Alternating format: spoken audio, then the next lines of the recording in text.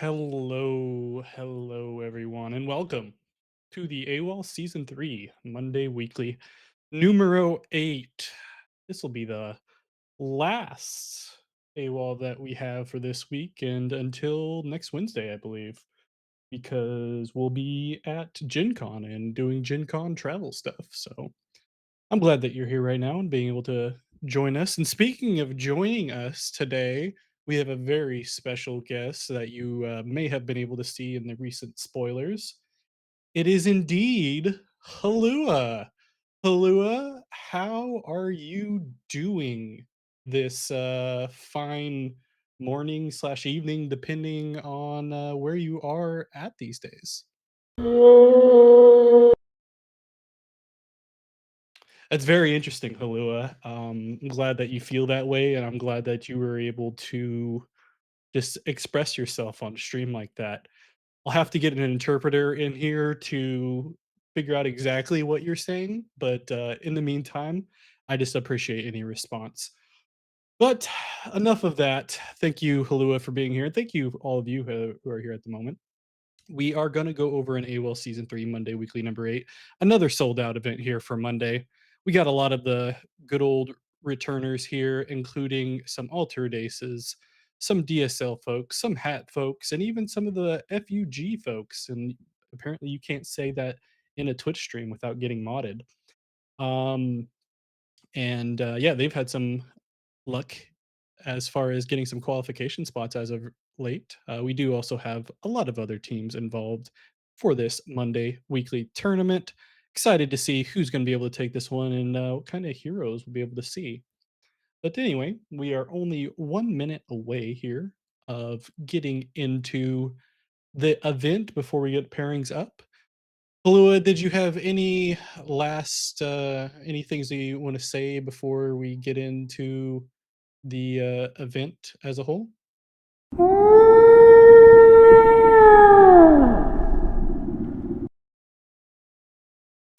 Very insightful, Halua. Appreciate the input there. But we are hitting the time start point here, so we'll go ahead and take a look at what we have for the pairings. Not quite paired up yet, but we'll go ahead and get into it here shortly. In the meantime, want to thank everyone that has been here. Just keep those evil Bravos people away from me. That's true. If only I wonder who Halua is gonna choose. So there was only some way to tell who Halua was going to side with at the end of this. Cole. Anyway, pairings coming up here, and they are in fact ready. We'll go ahead and take a look at any good old one here. Nothing's super standing out to me at the moment, so I'm just gonna go with one of my favorite numbers, and that is table number 8. Table 8. Clicking on it here. It'll load eventually.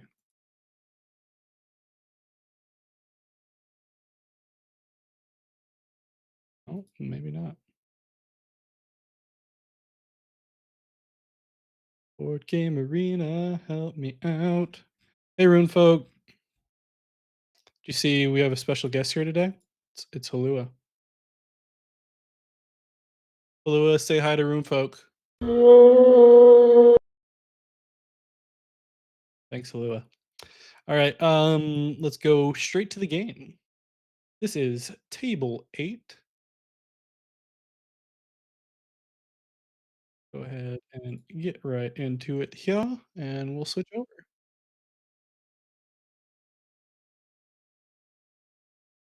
Ooh, not quite ready here for this stuff. Let me switch it on over here. Easy peasy. All right. Oh, it's off because I am not logged into my account. So y'all gonna have to wait just a second as we do have a goal rank versus a Sigismar here shortly that we'll jump into as soon as I log in.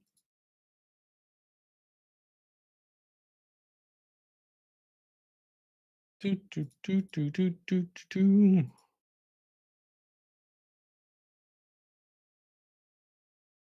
All right, we're all logged in. We can jump back into the game. Strong start here for the goal rank player, able to get out for one of those permanents that you want to set up for yourself. It's not the Mescatet, but it's something, right? But we do get a double advance here for the Sigismar player with the Monolith Rune Scribe. Halua is not showing up correctly on the screen. I have to adjust that. Come on, Halua. Why you be difficult? Um, other than that, there we go, Halua. Perfect. Um, we'll go ahead and wait for that. We do get a unique Monolith Rune Scribe that if you control a token, draw a card. And when I leave the expedition zone, you may pay one. If you do, create 2 Orders Recruit Soldier tokens in my expedition. So nice little Monolith Rune Scribe here.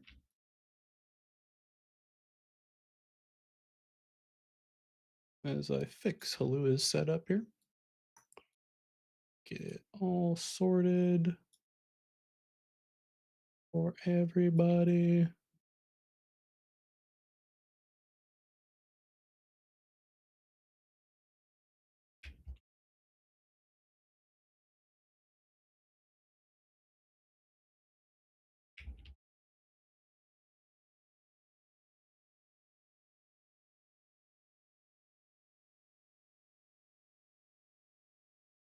All right. Halua is all ready. And we're back at it here as we take a look at this first game here in the Swiss round one. We have Tedwin versus Moax. I want to thank them for joining us here for this event.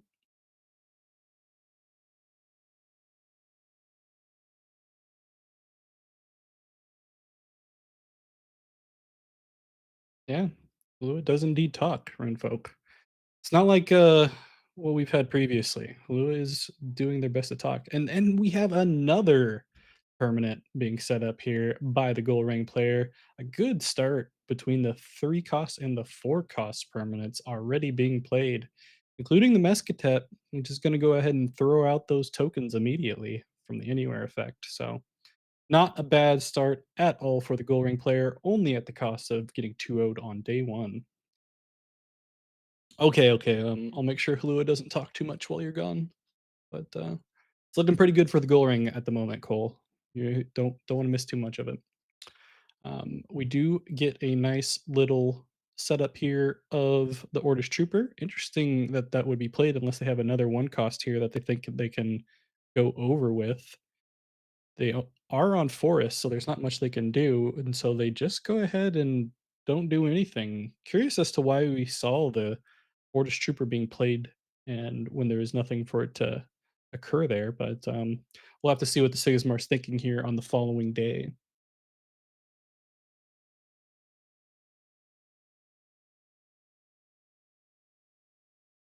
As we get into day number 3, Goldring versus Sigismar, matchups of who's going to be the best Ordis hero these days. A lot of people are thinking that it could be Goldring here pretty soon. Sigismar not quite measuring up to the usual fame of doing well. Haven't seen a Sigismar victory until since Popeye um, over on the Netherlands event. So maybe Goreng is indeed on the come up. We do see a license withdrawal coming out here, probably hitting one of those permanents. And yeah, there goes the Mescatet. Not a bad one to target. Could cause some issues here later on in the game, depending on how the tumult lines up. And I'll tell you what, this goal ring player knows exactly what they're doing, putting plenty of stats on the board, being efficient with their card draw, and even putting on more characters to get more card draw because you know you're not going to advance. You have a token up and you can just throw an attorney out for 2 costs. Attorney, one of those cards that definitely is one of the top tier Orders cards. Be interested to see if we have it get hit at all in the upcoming patches as far as the mid-season patch. We do see the Orders Trooper being played again here from the reserve, and another Orders Trooper being played to finally get that single advance for the Sigismar. Having to use a lot though in order to make it happen. We do see the Sigismar deciding to use that quick effect on the Monolith Rune Scribe of just creating an Orders Recruit instead of using the effect to draw, which is another interesting choice.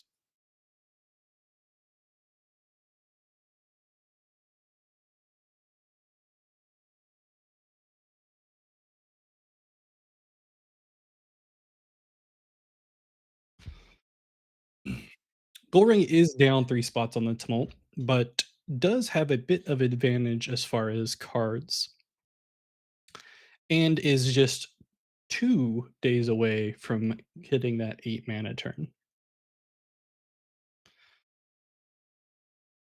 Now, with the Sigismar playing over on the hero side, I'd be curious to see if the Goldring's just gonna opt to play that Conjuring Seal again and just force the Sigismar to try to advance over on the companion side and use a lot of resources. Might not be a bad idea. You do have the potential of giving up a 2-0, but, is gonna go ahead and throw out that Ortis Attorney instead. But you would get a good amount of cards in return and come up close to that 8 mana turn. Might have been a better option if they knew they were hitting 8 mana on the following turn, not 7, but, we'll see how it works out. Tiny Jail does come out. We'll take out that Attorney because you don't wanna give your opponent any more cards to mess with. And we will see a second Ortis Carrier come out here for the Gold Ring player. Try to make that companion side a little bit untenable for the Sigismar player who is still gonna throw out that Ortis Trooper. Makes me think they have another 1 cost in hand, and they do, and that will be enough to get the double advance here. Makes you wonder if it would have been better for the Gold Ring to go ahead and just try to draw with that Conjuring Seal potentially. This is costing Sigismar a good amount of resources in order to get these double advances, but they are only 2 advances away from getting the game, and only 2 advances away with no advances from the goal ring to get the 7-0 that I am now officially calling the, Clay 7, because I saw Clays do it at the Essen, uh, event. Or even better, let's make it even shorter. Let's call it the KZ7. Yeah, I like that. KZ7. Clays was the first one to do it, and 7 advances while your opponent gets nothing. Or you could do it the KZ70, KZ70. Oh, the what the workshop that. But I do like the KZ7 part. Mm, that may just be the best option. Either way, back into the game here. 1 mana away from hitting that luxurious 8 mana setup here for the Gold Ring, but they do have to watch out for the Sigismar player who decided not to mana that turn. Interesting. They do only have 6 mana here, so if they don't get the yeah, get Clays for sure, but in the effort of making it shorter, I was thinking of doing, like, just the KZ part, or you could get KZ'd. That might be better. Clazed? I don't know. I'll take all of the above. We do see the first unique coming out here for the Gold Ring. A, Scout 1 Aegis Templar. If your companion expedition is behind, create an Orders Recruit soldier token in your hero expedition. When another non-token character joins one of your expeditions that is behind, create an Orders Recruit and token in target expedition. So it is a token factory, but it's based off the idea of being behind one of your expeditions that is behind. When another token joins, and a character has to join the expedition that's behind in order to Orders Recruit and target expedition, which is good. You don't see very many of the target expedition token factories, but the idea of you having to play the character in the one that is behind is a little restrictive, and the Templar itself does cost 3 from hand, which isn't necessarily bad, but isn't necessarily good. Either way, cool card. Fun to see what different uniques people have been able to throw together here, especially from the newer sets. Good amount of stats though here on the board for the Gold Ring player, probably doing whatever they can to stop the Sigismar. they can avoid them getting adjacent. I feel like they'd be in a pretty good spot, especially going into an 8 mana turn, but we'll have to figure out how that works out.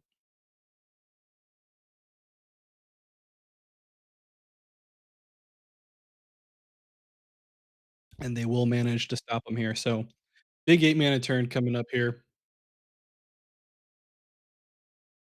Decision time for the goal ring.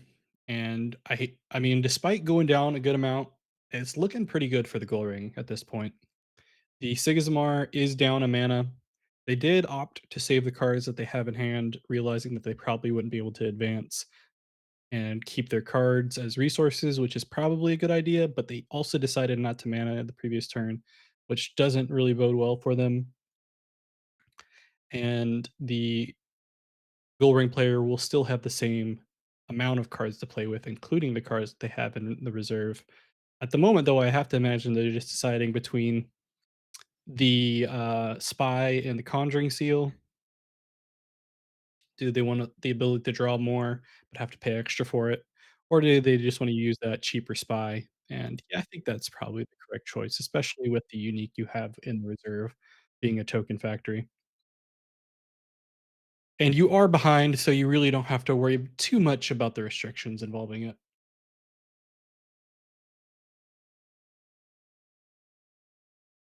Fun game to watch, though. Glad we were able to join in here.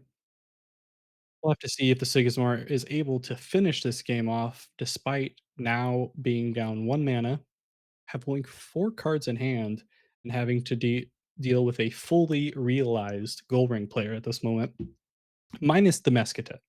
Mescatet did get removed by a license withdrawal earlier on, but Ortus Carrier not too bad. Put them in a pretty good spot there on the companion side, automatically starting with 4 stats apiece. And we will see the rare Ebenezer Scrooge, not a card we get to see a lot. Cards played from reserve cost 1 more, so it will cost 3 to play that unique. And it looks like it will they're just gonna target a token here? They only have 2 cards out, they played that pretty quickly. I don't think they realized that they couldn't take care of that unique. Yeah, the pause here is making me think that they realized that they played it a little bit too soon there, and they should have had another character out if they wanted to get rid of that unique.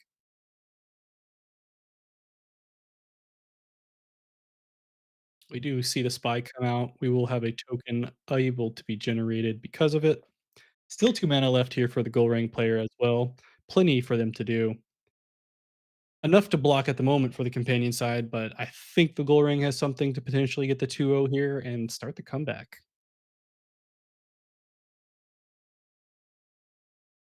I want to thank everyone that's joined us thus far. Back here at AWOL Monday. Did everyone enjoy their weekend? Get to watch another World Championship qualifier over in Essen? Ooh, hypothermia coming out. Want to hit that unique.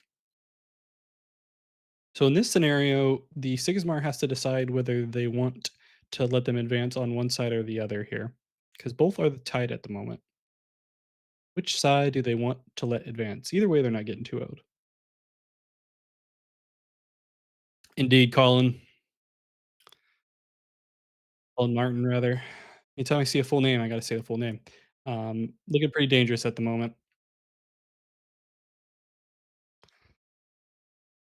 and they do opt to let them advance on the hero side.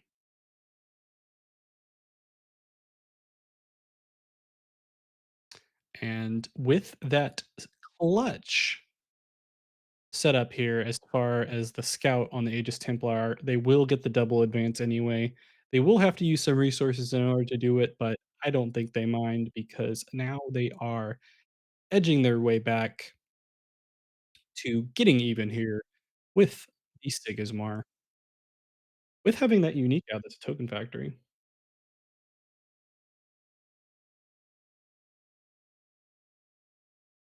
Oh, you now know Equinox is aware of your Waro build? That's good to know.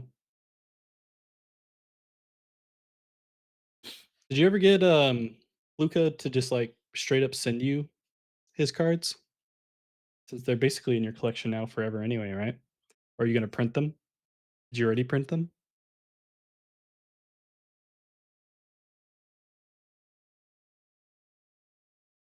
'Cause he still uses quets, right? Thought you did at least. Um, back at it here on the following day. We're gonna go ahead and start off strong here with Aegis Templar. Will cost extra, as is tradition with that Ebenezer Scrooge rare out there. Came back just in time, Cole, for the, gold ring comeback. Okay, so you printed it. Yeah, I figured. Having a card that lets you draw 3 is pretty good. Pretty good indeed. I'm a big fan of the cards that, let you draw every single time you play a character. Still wanna make the one of those, Robin Hoods work on a Waru deck that has that.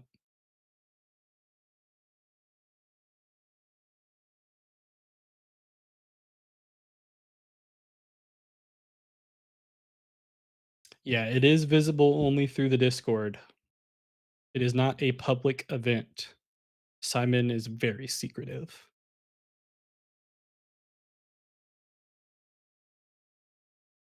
Ooh, we have Overloss here. Overloss, what is your opinion on this goal ring so far? Is this standard? This is just textbook goal ring being played here?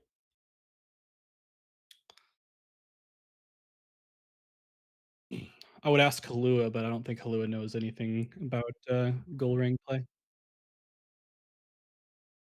you think Halua and Toxin get like in fights because they're both like really big in some capacities? Be curious. Either way, hypothermia coming out here, keeping out that unique for one more day here, and still getting the double advance. So now, interestingly enough, that hero side will not be behind any longer, but I don't think the real going really cares at this point.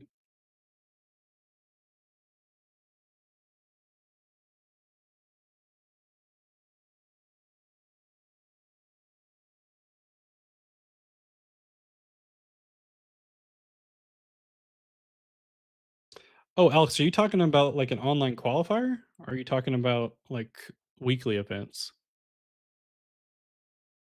Nothing's been posted for the online qualifier yet, as far as I'm aware, as far as the link. Halua is gigantic, but I mean, the fact that we get Halua, I'd like to see some of the other companions show up at some point in card form. I mean, obviously, we already have Buddha and Ma, but I'd like to see Toxin show up. I feel like Toxin's underrated. I mean, we get to see Rallying Call with the horn, but we don't even get to see Toxin in it, do we? Or is Toxin in there? Hey Clay, how's it going, man? Another solid top 8 for you on the weekend. Sure you'll get that quality spot here pretty soon. Probably stacking up those playmats though at this point, right?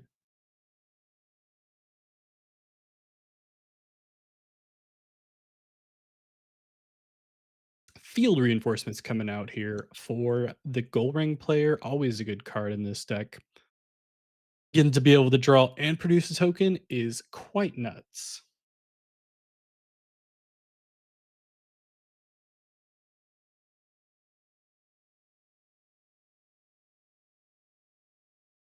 But the teamwork training does finally get rid of that unique Aegis Templar that was a bit of a token factory. And we do see a rare mobile armory coming out here. Yeah, I know, Clay. You'll get there. You'll get there. I think you'll have your opportunities. When's the next one for you? Is I don't know when the next EU one is. Is it the Italian one? Not sure when that one is. I know the Italian one's supposed to be big. They have 2 quality spots, I believe, right? I think they do. I think the Italian one's the only one that has multiple quality spots other than everyone else is a single spot, I think. I mean, obviously other than the last chance qualifier. Either way, we do have a good amount of stats here for the Sigismar player, but has to deal with 7 mana for the from the gold rank still available to them, 3 cards in hand, definitely has an option to be able to go over the top there on the hero side and put themselves in a 2-0 situation and adjacent. Not a bad spot to be at all for the goal ring. They're able to hit everything they needed, and we see a unique atlas come out. Tokens you control are gigantic from anywhere. If you control 4 or more characters, each player sacrifices a card, and they can go ahead and sacrifice one of those tokens because all of them are gigantic anyway, and they got stats everywhere. That's a 2-0 for the gold ring player, only one advance away from taking this game.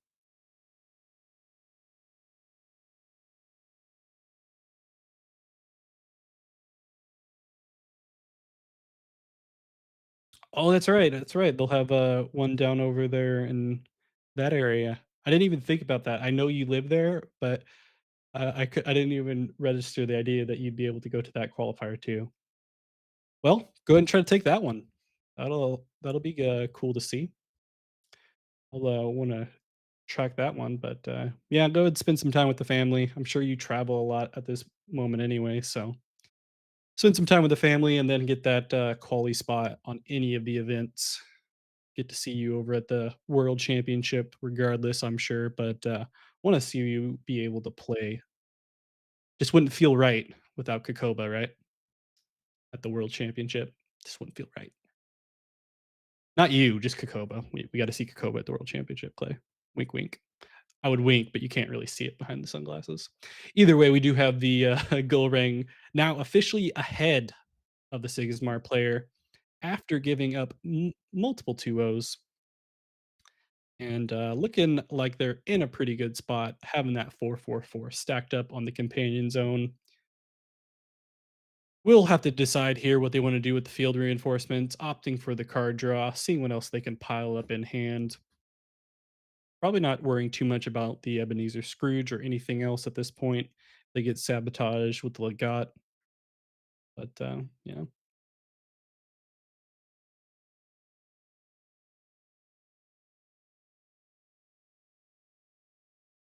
Oh, I didn't know that as far as there being a link. Well, guess we'll have to get Simon on that. He's the conduit to Cedric and co.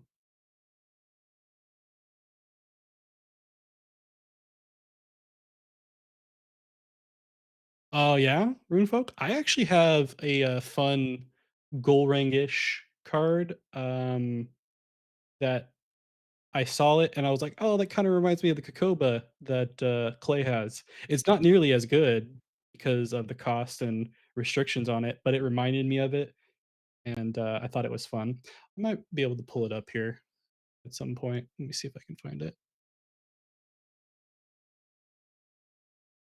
In the meantime, we do just have the gold ring stacking up on the companion zone, just trying to get that one more advance and taking things.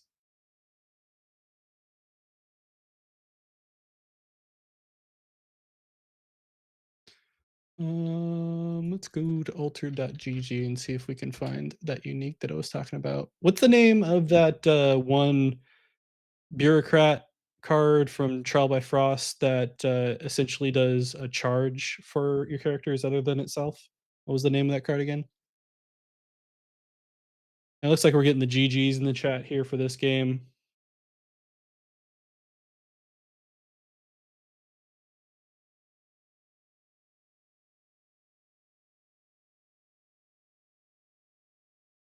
Yeah, what is the name of that card? Does anyone remember the name of that card? Yeah, Liaison. There we go. There you go. Thanks, a guy trying liaison. If I know how to spell, I might be able to actually enter it. English sucks. Okay, here it is. Here it is. Here it is. Access details. All right, here. I'm pull it up on screen. See if you guys can see it. Make sure it's on. Is it on? There we go. This is the one that I have that I thought was like reminiscent of it. Obviously not as good because of all the restrictions behind it, but I like it. Has a lot of text. It's cool, I think.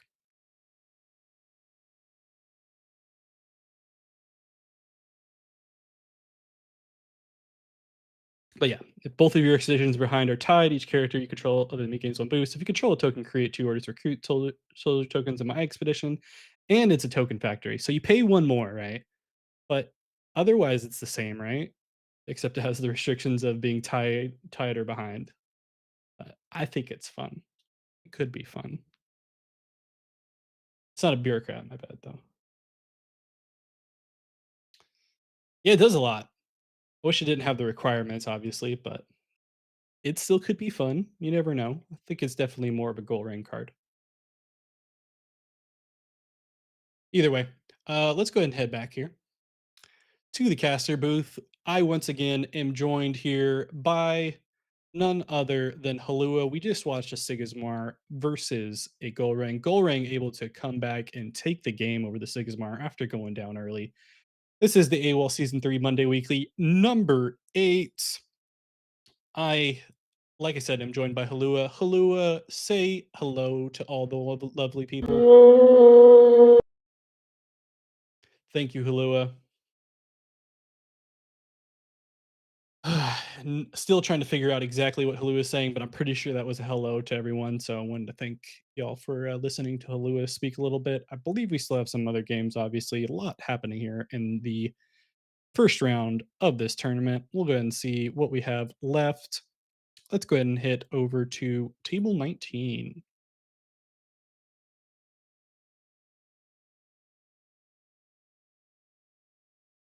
And we will have a Kojo versus Sierra matchup here.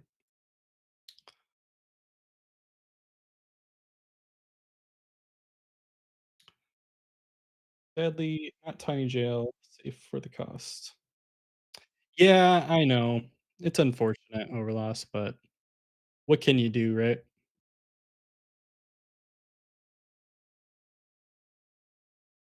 Like I said, it's not perfect, but it's fun. It does a lot. I feel like not that many Sigismars are even liking Tiny Jail anymore, considering that they just prefer like licensed withdrawal and other cards these days. I feel like there's only like one ofs of Tiny Jails in their decks these as far as what's going on, but could be wrong. Either way, we do get to see an Axiom Mescatet being produced here at noon. Create a brass bug. Doesn't have the anywhere effect, but it creates a brass bug instead, and it does activate the Sierra effect. So not too bad at all. We also see a fun little Arcolano milk coming out of the Sierra. Big innovation. Appreciate it from them. Yeah, Halua is an excellent co-commentator. Actually speaks a little bit compared to other ones I've had in the past. Either way, despite being down here, the Sierra does have a good amount of setup that has to feel pretty good. They only have 3 mana left and has to deal with 8 mana coming from the Kojo, who only needs a singular advance at this point. They do have a unique 3 little pigs that, if you control one or more landmarks, resupply. So plenty of resources for them between that mess, still at 4 counters. See a fun little Tooth Fairy unique in there too. When I leave the expedition zone, sabotage at dusk, draw a card. Ooh, value. It's a good little Tooth Fairy. And the best part about these Tooth Fairies, to be honest, that I like in particular, are just the fact that they have so little text and they're full art. It's probably one of my favorite things about certain unique Tooth Fairies. Just like that full artness, you know? Oh, speaking of Tooth Fairies, once we're done with this game, I'll pull up my Tooth Fairy that I like purely just for the art and having little effects.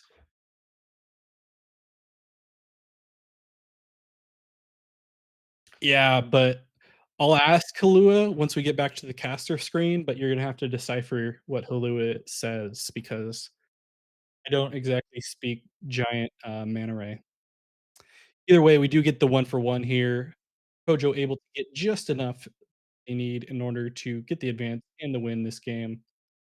Congratulations to them. Despite having all that setup here from the Sierra, just did it a little bit too late. Would have been cool to see what they could set up with the Mescatet and the Brass Bug Hive. So many Brass Bugs available.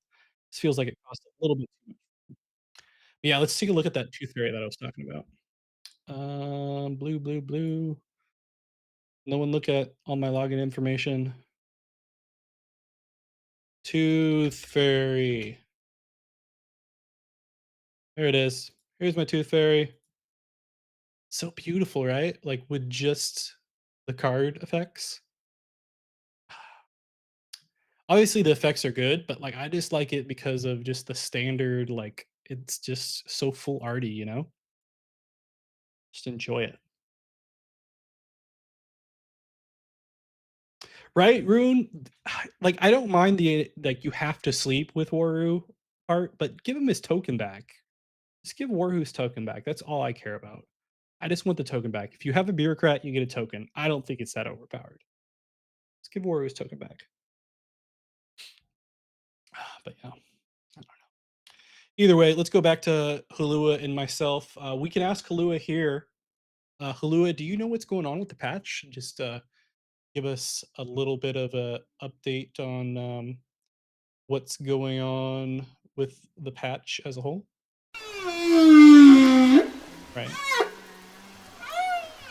Oh, okay, okay, okay. Well, thanks for that, Halua. I didn't know that is what you said, but I have to appreciate it. We'll go ahead and head back here. We are in the Swiss round one of the Altered Weekly Online League AWOL Season 3 Monday Weekly number 8. I am Blue, joined today by Halua because none of my other co-commentators decided they want to join me on a Monday. All those EU folks were doing stuff over the weekend in Germany or something, I guess, but who knows? I guess you could watch that on a VOD or something. Get to watch Afanis take the qualification spot in an Afanis mirror, but with completely different Afanis decks. But take a look to see how many games we have left going here. Not that many, but we can pull it up to see which one we do have left. I think table nine still going.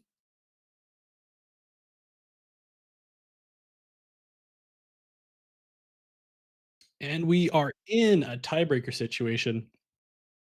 Aurak versus an Afanis. Afanis, why are you letting the Aurak get this close, man? We are in a time situation though, so we may get oh, maximum time reached. Who had less? 2:22:58. Looks like the Faunus is gonna win that one. Rough one for Hurricane. Trying to get that content out there, but almost beat the Afanis. I don't know if they would have had enough, but either way, the fact that they made it that far made it worth it, right? But let's go ahead and head back. We'll be getting into the Swiss round number 2 for the AWOL Season 3, Monday Weekly number 8. I am Blue, joined by Halua. Go ahead and catch me on Blue Oak TV. I'm going to go ahead and go back to the caster screen. Make a video every Wednesday. I got a really fun Wednesday video coming up. I'm going to have it scheduled before I leave to Gen Con. If you're a big fan of the Axiom faction, this will be a one to catch. It's a little bit longer than some of my other ones, but it's because we had a lot to talk about, dive really deep into some things, and I think y'all will like it. Had a fun time talking and a fun time editing it. So good stuff. Either way, round two of the Swiss coming up here. Let's go ahead and see what we have to take a look at. Scrolling. Let's take a look at Ooh, this is a barn burner. Let's take a look at the Popeye versus Frenico matchup. Little Altered Aces versus AQZ. Oh, let's see what's going on there. Round two hasn't quite started yet though, so we'll just hang out until it does. Frenico taking his time.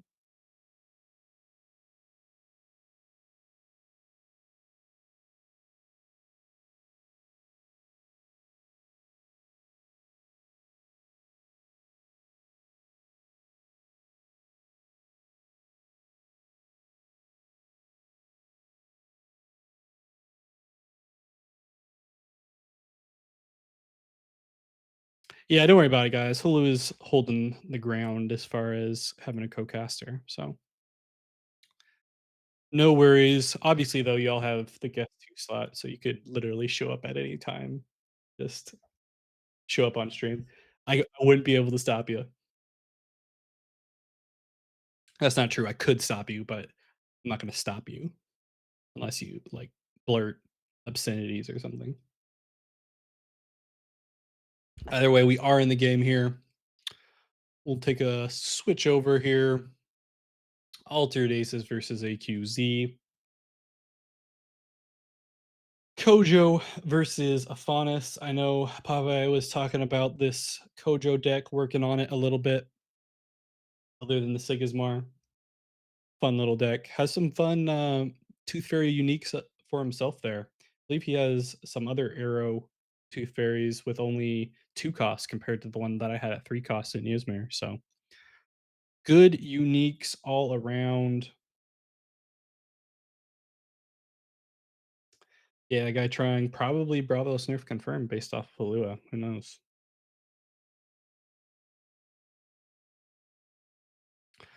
Players are taking their sweet time deciding on mana. Big choices. People always talk about, there's no mulligan in Altered, when in fact, this is your mulligan. Just think of it as you drew 3 cards, and your mulligan is drawing another 3 cards that you have to get rid of immediately. But you get to decide which ones. Renico won a local Spanish tournament on the weekend with Afanis, so that's exciting. Oh, yeah. Renico been brewing up that Afanis. Well, if you do wanna win, Faunus is not a bad hero to brew up with. I personally would never compromise my integrity like that. Honestly, though, I just don't I'm not a big Faunus fan. I'm a big Ysmir fan, but I'm not a big Faunus fan, which is interesting because the first card I ever got was, an Faunus hero from the, um, the Kickstarter.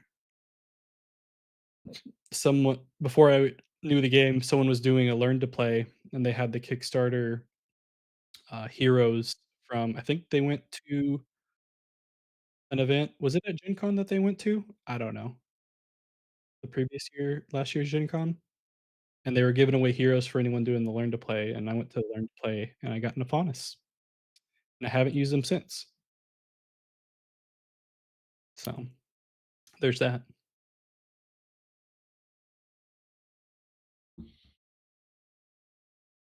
I have no clue what you're talking about, a guy trying. Ortis objectively has one of the worst faction heroes overall. Literally only one of them has been playable until this recent, um that when Goalrang is remotely playable now, but prior to that, Goalrang and Waru have been dead, and all we've had is Sigismar, and people still complain. It's crazy. Either way, good start here from Popeye. We do have the traditional one cost Tiny Jin and Haven Saringer play, getting some setup going here for the following day too. It'll only get a 1 for 1 though, having to deal with that Moth to a Flame and a boost 3/3/3, and we'll get hit by the Nilum Withered Tree or Nilum, however you wanna say it. I'm not a big person on pronunciations. Either way, we'll hit the Saringer this time around. Not a bad one to hit, especially when it comes to forests. I miss Waru too, I gotta trying, like, I was saying with Runefolk, obviously I joke around and I say revert Waru, and I'm not joking, revert Waru, but very least, give him his token back. Like, was it worth it to do that? Like, just give him his token back. Like, the sleeping stuff makes sense, like, make it truly applicable, but the token, just give him his token back. Come on. Miguel was 8-0 in Essen and lost to Afanis. That's true, but the thing that I'm thinking about that though, over loss, is that it was just 1 goal ring. When I see a consistency of a lot of goal rings, I will put goal ring higher up on the tier list. Until then, it's just a few sporadic players knowing how to play the character well, or the hero well. Whereas I think now there's gonna be a lot of Trace after, Pump-Out, and I mean, we still saw a good amount of Trace. So in my mind, top tier heroes, and obviously there's different levels of them, are still Faunus, Sigismar, Kojo, and Traced at the moment. And you could argue with me, but you'd be wrong. Either way, we do see one of those, unique, tooth fairies coming out from Kojo, and this is exactly the one that I was talking about.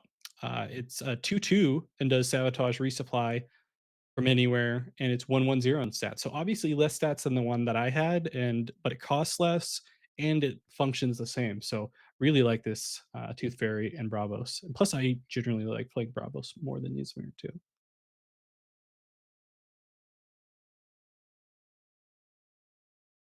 Hey, you know what, Overlost, you still have that recognition as one of the great goal rank players. Kind of like me back in season one. Let me reminisce of me being one of the best at Saudi players of all time. I should get back to that. Either way. Um,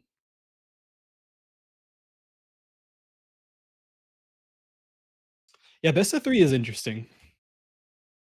Think, me and Cole were talking about it as far as wishing that they had a little bit bigger time limit in Essen as far as that's concerned, as we do see a second Nilum come out here and getting Moth. Oh, and I forgot to respond to Runefolk. What do I think of the new Ysmir hero? Honestly, is there any way to go wrong with Moth? I don't think there's ever a time to go wrong with Moth. Always enjoy Moth. But other than that, Rune, I don't know. Unless Sylvanas gets a nerf, I don't see a reason why if you wanna win, why you play any other Ysmir hero. At the moment, at least, until I see the new cards. Yeah, Nadir's who I'm hyped up for, the guy trying, as far as a card is concerned. I don't have any restrictions I don't wanna get any restrictions as far as going near schools or anything, so as a card, I like Nadir.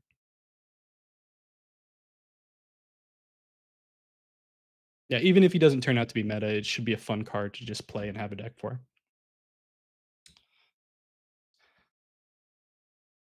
But despite taking one of those Nillims out with the Mana Eruption, a third Nillim is coming out here for the Aphanis. This is trees everywhere at this point, no matter what you can do.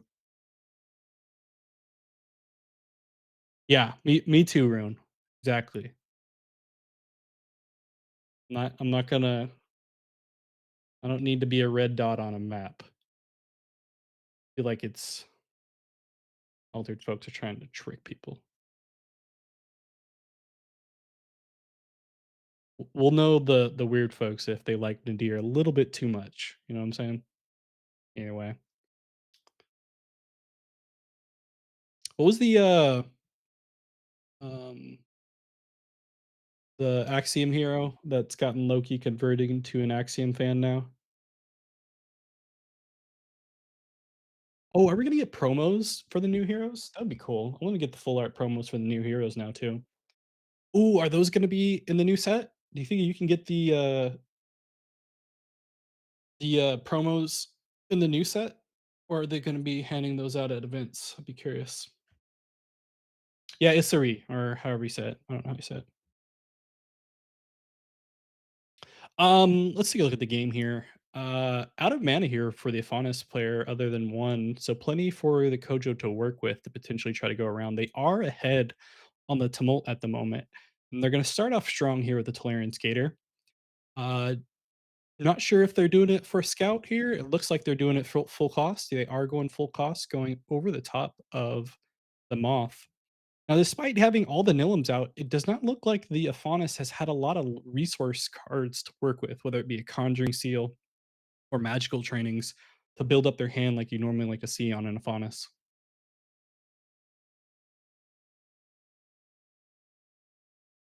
Yeah, but it would be cool if they were, right? The guy trying? Cool. Yeah, I heard, yeah, a guy trying told me he was gonna be at Gen Con too, so that'd be cool. Finally get to meet him in person. We do see a Duel of Grit coming out here, removing one of the Moth here for the Afanis player. So Kojo in a good spot. Both players, though, pretty low on resources. It will be a first turn Kojo coming up here, though, with the Buddha. We'll be able to sabotage the Rhyme Frost if they so choose. We'll be able to resupply, so they'll have a decent amount of resources if they want. The Tiny Jin's been sitting there for a bit. Looking pretty good, though, for the Kojo with Popeye, and especially if the Afonis doesn't quite get the cards that they need. And I do hear a message pop up here, so maybe thinking that maybe a bit of a GG, but we'll have to see how that figures out. Thank you everyone for joining us thus far, though. It's been a nice, lovely, like bountiful chat. Everyone talking about stuff. We're talking about Goal Ring, Overlost, giving opinions on Goal Ring these days. A guy trying, hanging out, talking about the new heroes. It's all good. Does anyone have a favorite new hero that we've seen thus far, other than the ones you've mentioned thus far with other things?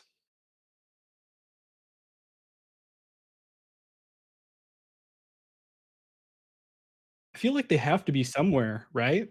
Like it feels like if you've done the promos already, they have to exist in some capacity. Plus, it'd be another reason for them to, or for us to all just have something else to chase. Everyone's been complaining about Altered and opening packs not having enough to chase and everything like that. So why wouldn't you? When you see a dual grit automatically removing one another studious disciple at this point, trying to potentially just remove characters as a whole, giving the opportunity to have less available. But the Aphonus does hit a character and we'll be able to use the Joyride this time around, deciding to get rid of the magical training of all things as far as card resources, just to get enough to go over the top and then be able to get the exhausting going on the trees, produce moth, and get the solid 1 for 2 for 0. I forgot about the additional play there, getting the stat on the moth. So 2 for 0, we'll tie things up. Get a card draw because they hit enough on the dancer. Not a bad spot overall. Has 2 trees to work with. Looked like Popeye had the early lead there and the potential to win, but eventually the Afonis did run into a card to draw and make things set up for them nicely.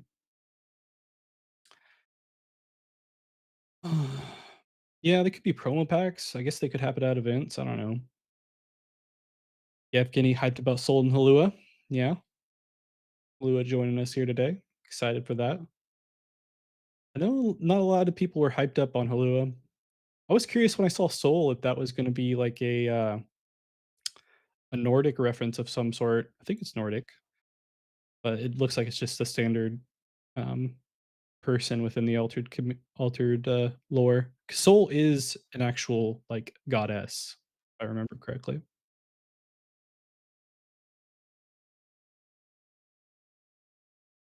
Yeah, Fernico is indeed dancing at the moment. Started off low with resources and is able to just stack up here, putting themselves in a really good situation with double moth. Does have a Rhyme Frost available to get some more stats. We get the pass from Popeye. Will not be enough despite having that early lead. Faunus does the Faunus things. All they needed was that one magical training, and it gave them just the card that they needed in order to take the comeback and win that game. GG's to Frenico there and Popeye, but GG's. We'll head on back, see what else we have going on. We are in the Swiss round two of the Altered Weekly Online League, AWOL Season 3, Monday, weekly number 8. Want to thank everyone that is joining and chatting things up. Feel free to talk among yourselves, ask me questions, give opinions. It's been nice being able to talk since I don't have any other human, but I do have Halua. I mean, Halua's over here. Hi, Halua. How you doing, man? Or well, man. I don't know. Did have they mentioned what Halua? Is? I don't know. Halua, can you say hi to the folks? Yeah, nice of you to say hi. Either way, we'll take a look at what we have left here for the games. Let's take a look at table 15. Another French double matchup here. Gameplay. It's time for Sierra versus another Afanis. Y'all won't give up on the Afanises these days, will you? And we have a double tree setup for the Sierra this time around, although the Faunus does have a tree of their own, and we will see Brass Bug Hive coming out here. We'll be able to produce a good amount as far as stats, and we do see a Moonlight Jellyfish combo working here with Sierra. We did have some folks try that earlier on, but I haven't seen a lot of Moonlight Jellyfishes in Sierra decks as of late. So it's cool to see that show up and yeah, see how that can work. We do have an Evanescence though coming out here. Big card for the Aphanis. Able to produce stats, able to remove cards. And we have another Whispers card in the form of Dredger Drone. It's cool to see the Sierra decks coming up with some different things. Haven't seen a lot of Sierra lately as far as Axiom is concerned. Been more of a Trace fan setup lately, as it has seemed, but Sierra has been one of my favorite Axiom heroes to actually just play for fun. And it looks like they will be going down here to the Aphanis, just too many cards available to them, as is tradition with Aphanis and Ysmir. And we will see the victory go to this Nico.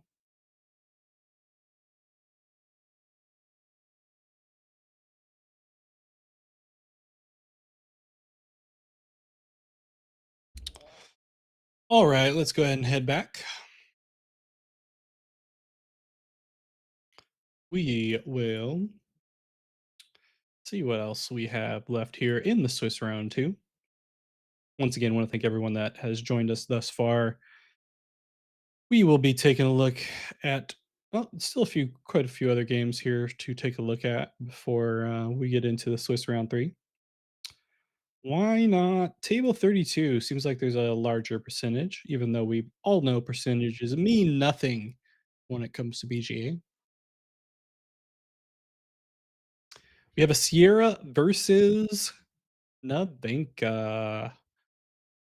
Navenka's been fun lately. We did get one of those one player in the form of Sparky getting a qualification spot with Navenka in the recent French qualifier. And if you want to hear a fun story as far as that Navenka and Sparky as a whole, um, little hint here, but wait for Wednesday when Blue Oak TV hashtag ad puts out a new video every week, and you might hear a fun story about Navenka, Sparky, and how that qualification spot came to be. Either way, we do have Hooked coming out here for the Sierra. Always a fun card. Don't often get to see it on Sierra as far as Axiom is concerned. Been seeing a lot of the rares as well lately. Paying additional mana for a card draw. But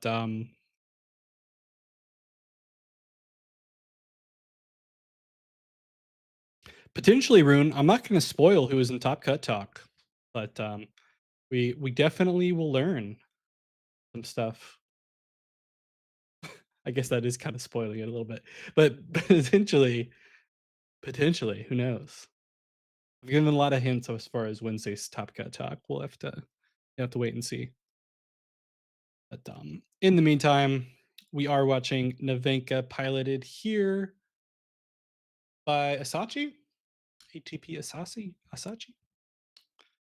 Currently even on the tumult.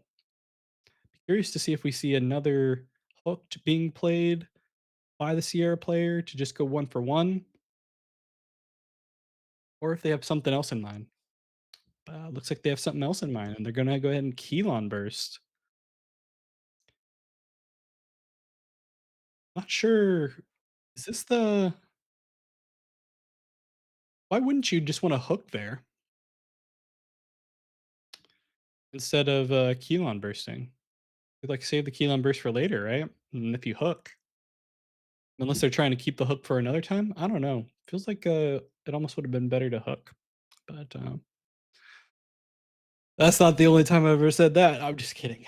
Either way, we are going for a one for one, dead even right in the middle. Sierra versus Navenka. Fun little setup. Both players will have to get rid of a card in reserve. They will be dead even on mana as well. And we'll have oh wait, never mind. I did forget about the Tech Lab unit being in play, so they will not have to get rid of a card. Maybe that's why they wanted to keep it. They valued the hooked more than the Keylon burst. I don't know.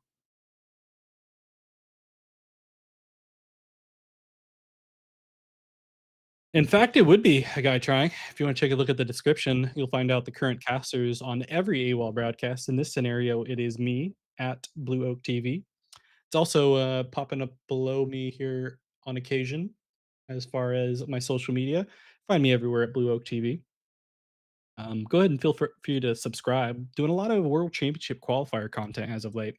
Seems like that's what everyone's a big fan of, getting to see behind the scenes of all the players and how well they do. So, been trying to make more of that. I will be having some Gen Con content coming up, as well as hopefully some Dallas content the following weekend. Um, After Gen Con, I'm actually going to hang out in the area and go head over to Chicago and do some stuff over there. If anyone is in the Chicago area, has any altered locals, I'd be willing to check that out. But if not, I'll just hang out with my partner and do stuff in Chicago, which is what I originally am supposed to do. But if I can play a little bit altered in the meantime, who knows, right? Either way, dead even on tumult. 2-2, both players deciding on mana. Sierra will have the first decision as the first player. Has 3 cards in reserve, did not have to get rid of one because of the Tech Lab unit, and will decide not to mana. Feels like they have enough at this point and wants to see what else they can do. And neither will the Navenka. So dead even on the resources in hand, behind 1 card as far as the Navenka, not having 3 cards in reserve. It's all gonna come down to this. Who's gonna be able to take it? Axiom versus Lyra. Sierra versus Navenka. Engineer versus artist. I don't know other comparisons. Brown hair versus pink hair. 2 legs versus 1, or none, rather. Bear has no legs. That's fake legs, I guess. Merry Reunion's a fun card, right? Get to see Sierra hanging out with dad. Sad we don't get to see Merry Reunion played, actually. I liked playing that in the limited for the pre-releases and whatnot, but, yeah. Is anyone, getting all the cards from those, pre-release things? Not the cards themselves, but, like, the little dividers. Has anyone got all of them? I never got all of them. It's just hard to collect all of them. Kept on getting repeats.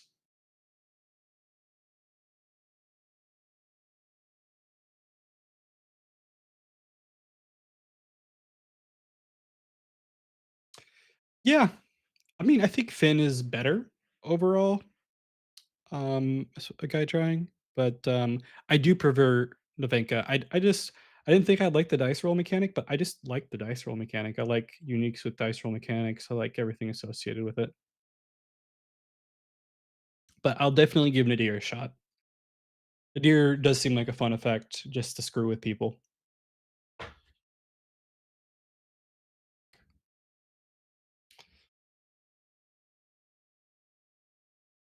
I know everyone's been talking on the Discord as far as how they're gonna produce those, terrain tokens for Nadir.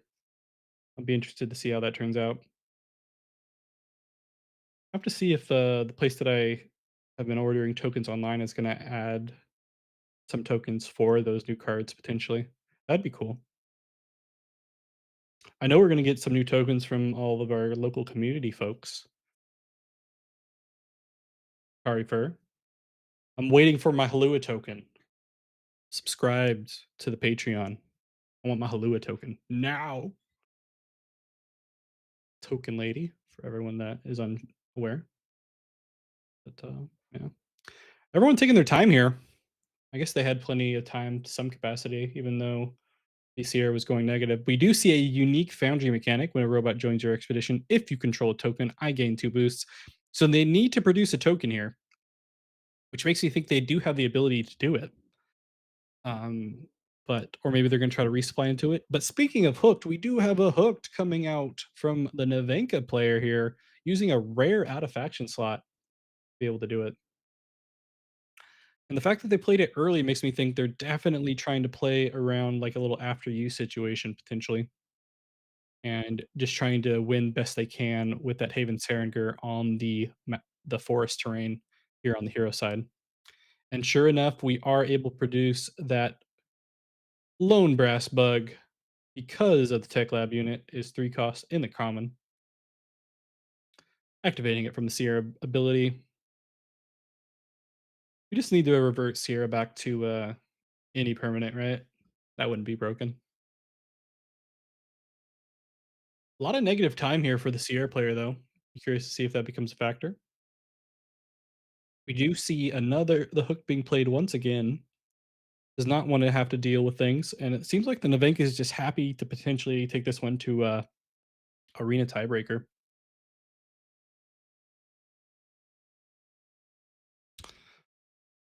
But the Sierra has something to say about that, and it's going to throw out the rare Aegis Templar. It's able to produce a brass bug when it's scouted for 2. So this will be enough for the Navenka if they so choose just to play the Haven Sarengar to be able to go over the top of that lone brass bug. We'll be able to draw off it too and put themselves in a decent spot, I would think, especially if they have a sabotage to be able to take out that boundary mechanic unique being the first player. Don't know if they do. Feel like a lot of Navenkas don't necessarily run Tanuki anymore, more opting for things like Snowball Commando. At least personally, I know that's what I do, but yeah, we'll have to see if that's a thing. It's always been interesting seeing deck lists nowadays and how people have like come into their own and they don't feel like they have to account for everything nowadays. Trace for the top trace decks, for example, lately have included no hard removal, opting just to keep cards like hooked to deal with their opponent. Obviously has its downsides, but they feel comfortable with it and they've been doing well with it. It's fun to see other decks not include sabotage or certain things like that and just optimizing for the best they possibly can do and see how it's going to work. Here's Sierra didn't get rid of hooked. Yeah, I don't know. Maybe they have something here that I'm not aware of. Speaking of Sierra, we do have Efren, the puppet master, using the father against Sierra. Brutal by Nevenka. Oh, who would have thought? Does get the resupply though, not the sabotage. I'm sure they were trying to hit the sabotage on the foundry mechanic that does get played. Would have been a clutch roll, but unfortunately, it does not happen for the Nevenka, and we'll have to deal with that foundry mechanic unless they do have some hard removal for it. It is primed to get hit with removal if they so can. X marks the spot is a card that I haven't gotten to see in Nevenka decks as of late. Would be cool if that was included. But we will see the support ability of the Will of the Wisp be able to play Ephrin for a reduced cost, just to get some stats out there. Ooh, clutch Hive being played here. That's going to be able to produce a lot of stats for the Sierra. I don't know if the Navenk is going to be able to come up with enough with just 4 mana in order to take it, but we'll have to see what they can do. That Foundry mechanic able to produce quite a lot because of the 2 brass bugs, and there will be some big stats coming out here for the Ouroboros. Just not quite enough. Get them there. They won't draw or do anything. They do have cost reduction with the Will of the Wisp. Do they have a 1 cost card that can help them? The roll from the Navenka will put them tied in water, 1 off of Mountain. They are doing cost reduction. What do they have? Oh, they're gonna cost reduce into the Daedalus. That will be a good amount of stats. It will be enough to tie and go up on the water side. if they hit the roll here, and we will go to a second tiebreaker. What? Is it time limit? What happened there? Is that time it didn't say time limit. They should have been able to roll on Nevenka. Did I miss something? I'm confusered. Well, oh well. I thought they were be able to go to a second tiebreaker there.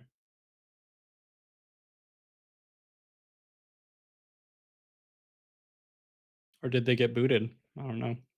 Either way, we are in still in the Swiss round two here on the AWOL season three Monday weekly number eight. I want to thank everyone that has joined us thus far.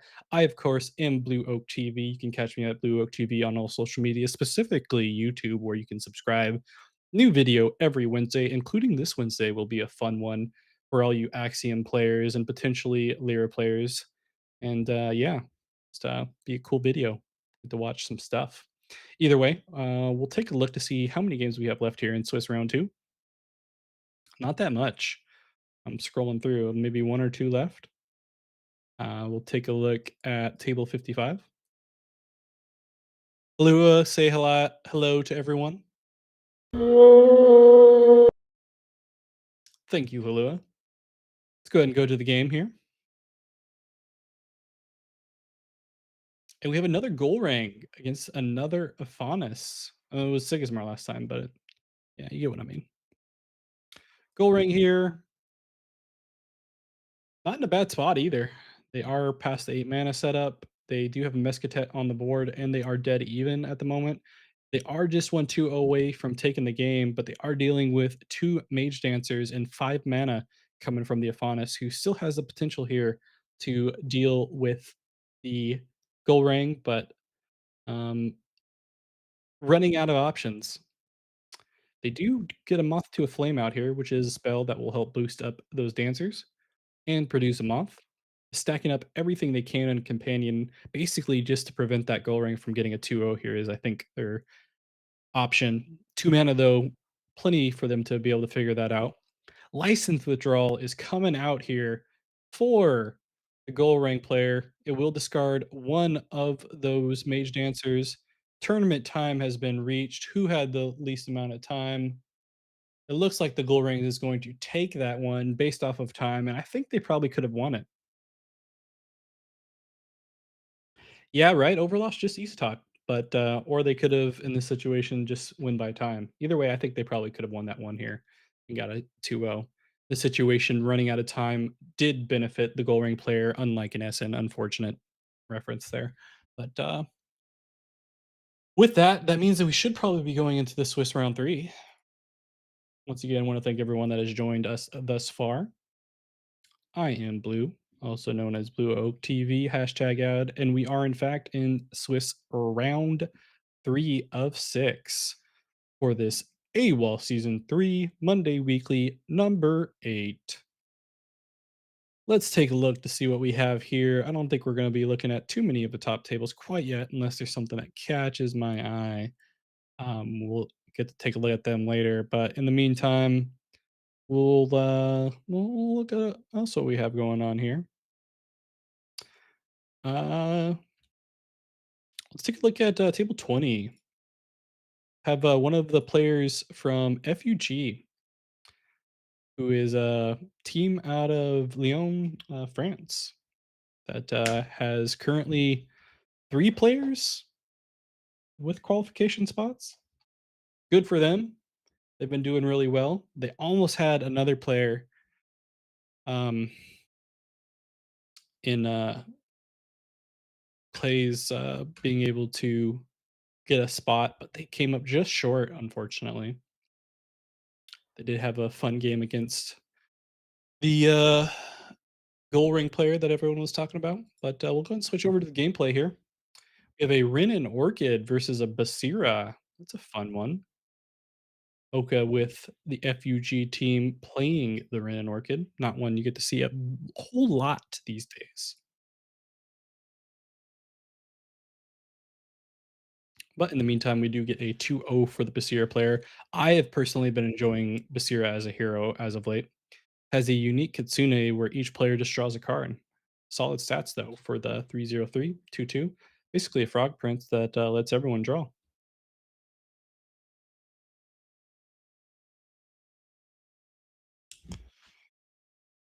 But we're going to get into it now. And they're just going to go ahead and run that kitsune once again. Given that ran a good amount of cards, but is in a good spot as far as the terrain here on the hero side for themselves. So I'm sure they're not complaining as far as the Pasir is concerned, especially being 2-0 up already on the Rin. Don't think the Rin really wants to use that Mowgli as a stat. Would much rather anchor, I'm sure. But they do have a good amount of cards in hand to help them decide at this point. 2 mana left still for the Pasir player and can activate the ability. And that's why the Rin player will just throw out the 1 cost in the Moona Caregiver. Pasir will just go ahead and take the ability, boost triggering off of the Tiny Jin, who's going to throw more on to that companion side.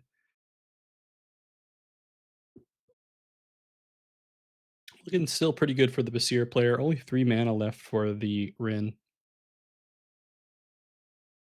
3 stats coming from that Mowgli will not be enough to advance on the hero side, so they throw out an aloe vera, not enough to stop that tiny Jin on the companion side, but enough to help them advance. And it looks like we'll have a 2-1 scenario, and we'll get to finally use that Mowgli support ability to anchor the aloe vera and help them get a little bit of resupply action going here, not through the Rin and Orchid ability.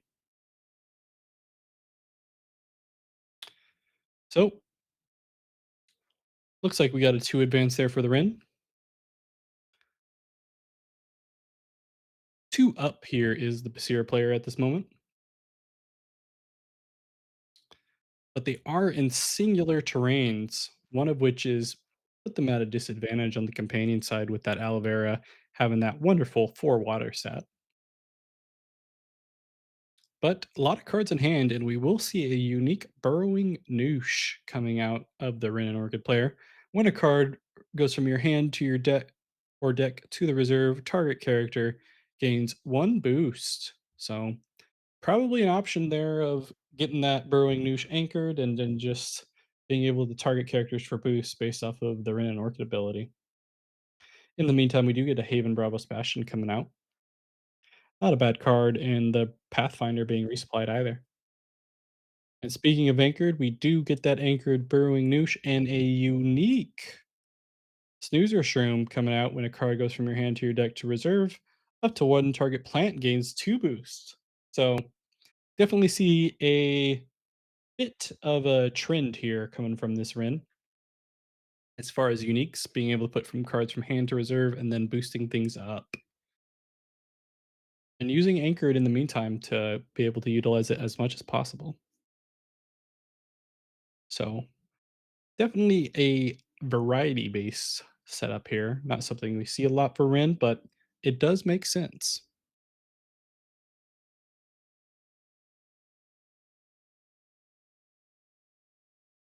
Ugh, sorry for the yawn, but gotta drink more water, I guess. It's only 11 a.m. for me.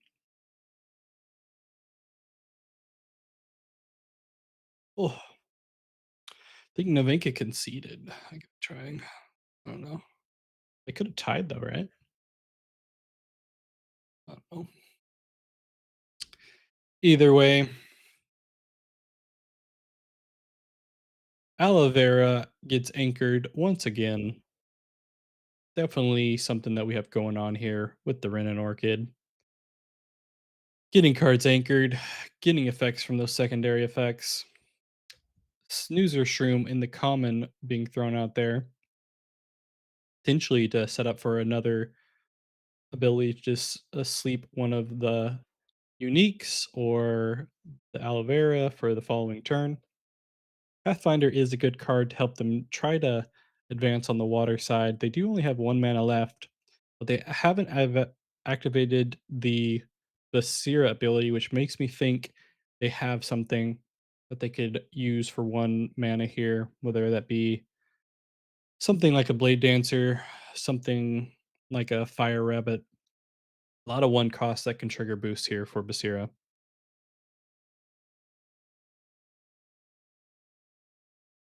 We'll see the pass coming out from the Rin and Orchid player. We'll see what the Basira has to potentially give them enough to at least get 1 advance here. And it will be the rare Blade Dancer coming out, triggering a boost. Should be enough to help get that Pathfinder over as well, and give them enough to advance on the mountain, and we will get a 2 for 1. Sira is 1 singular advance from taking this game, has had some quick moves here.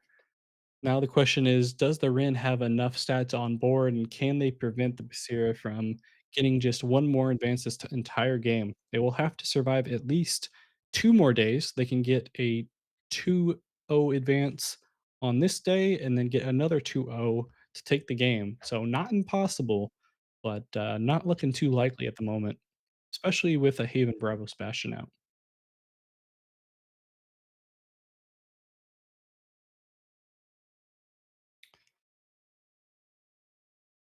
Both players deciding on things. We do get to see a nice little mouse coming out here for the Rin. Thought a card I thought would be a little bit more relevant as far as finally providing some decent sabotage for Muna, but hasn't quite been that, unfortunately. Haven't seen it a lot at the very least. But what can you do?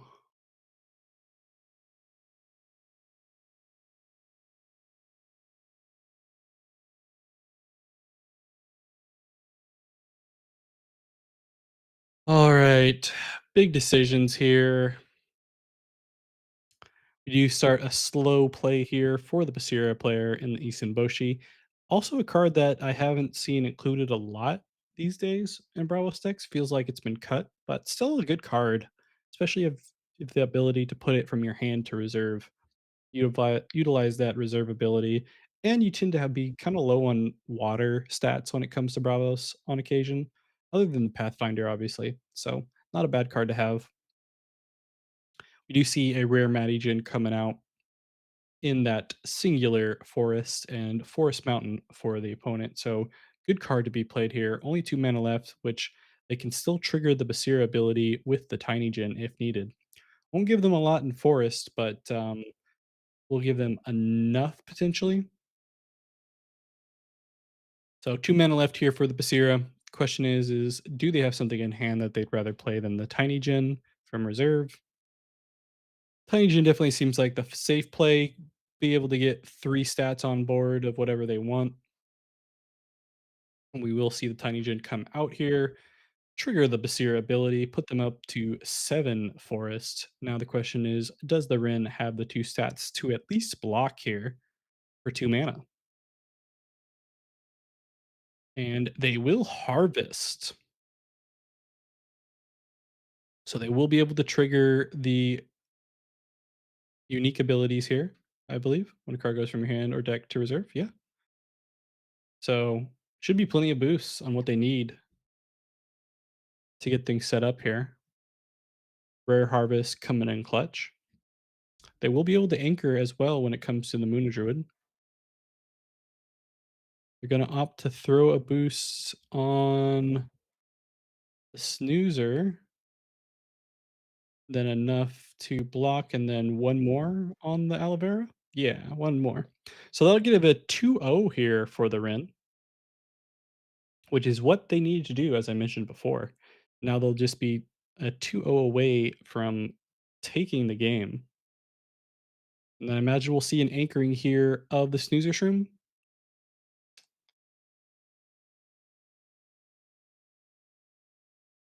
The Muna Druid ability, they're deciding.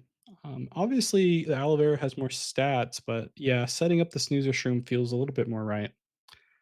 Um, but they will have to make a decision here as far as their reserve and what they're going to keep. Especially with getting a double advance, they will activate the Rin ability, and they'll have to put some cards in reserve. Unfortunately for them, they can't use those support abilities immediately and anchor more cards, but they will be able to give out a bunch of boosts by doing this ability and having those cards. So being able to work out is nice. Be curious to see what they decide to keep here. I have to imagine the unique will be one of the cards they want to keep. Question is, what other ones will they want to? As the Basir decides to get rid of that Blade Dancer, not a bad choice. 3 costs, doesn't really have a lot of stats on it to benefit from that seasoned. So instead, opting to keep the cheap Isatok and the fairly cheap for the stats Mighty Gen.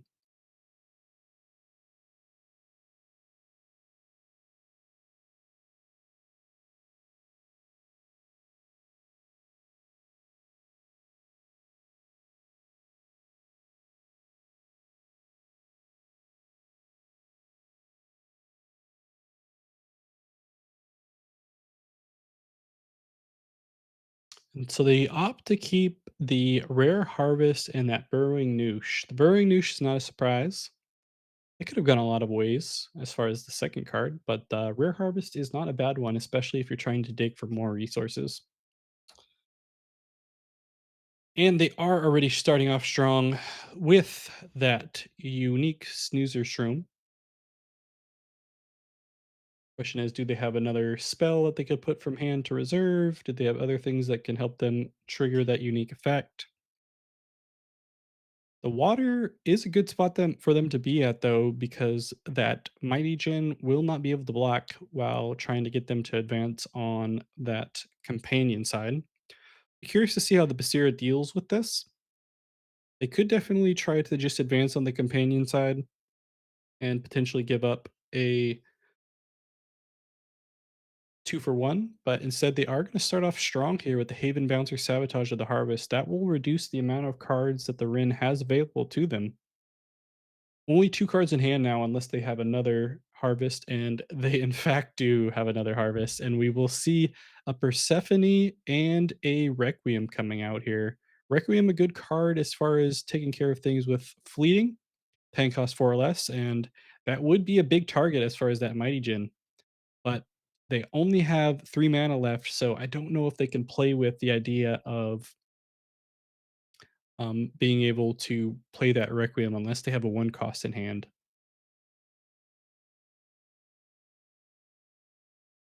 In the meantime, we have both the uniques just boosting each other up, putting a lot of stats on the board.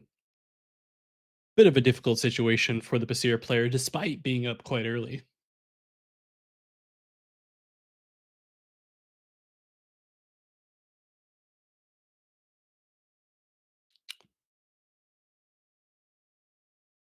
Taking their time to think this one out though. And they're going to throw the Chiron down here, splitting things up too, putting boost on themselves. Curious as to why they didn't feel like they need to focus on one side to potentially get a tiebreaker of some sort here. Maybe giving themselves the option to do things. They could have a removal here for one of the uniques that could help them out. Maybe a duel of grit, maybe an intimidation even that would come up clutch for mana. And we'll have to see which cards that the Rin wants to play with here. At the moment, they can't play 2 of the 2 costs. So unless they have a 1 cost, they're looking at only one more play here, unless they hit something with a harvest potentially.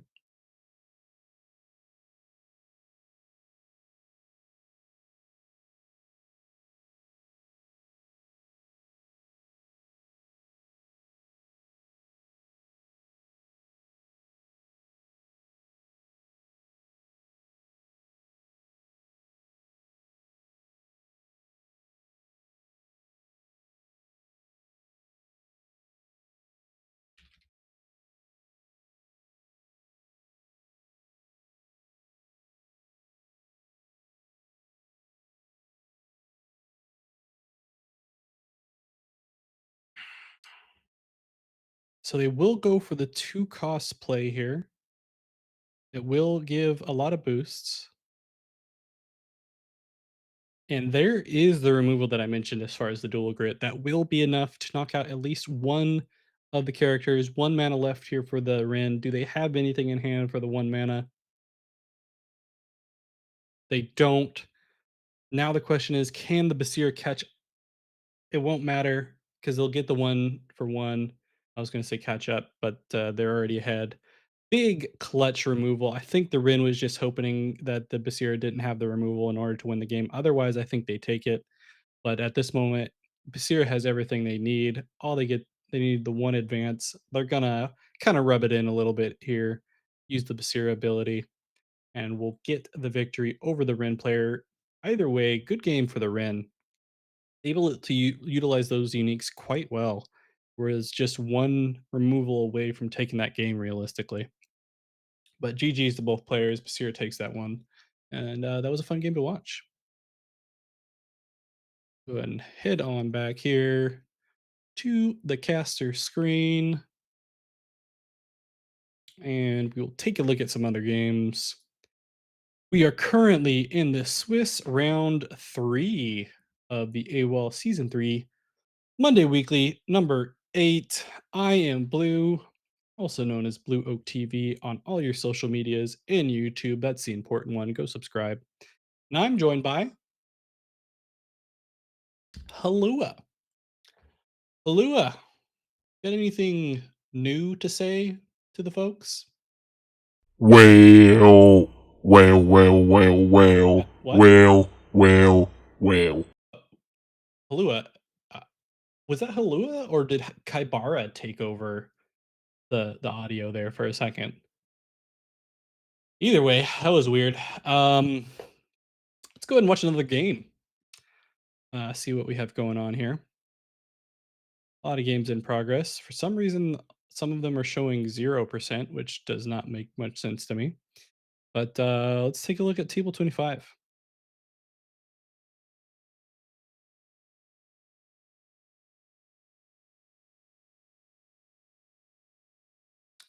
We do have a Gold versus a Basira. Basira we just watched. Gold we've been seeing a few different times. Currently, the Basira is ahead, but is dealing with an online Gold who just got a double advance, just needs one singular advance to take this game. Has a unique Haven trainee that, if you control one or more landmarks, draw 3 cards and create 2 recruit soldier tokens in each of your expeditions. So that's a fun little trainee.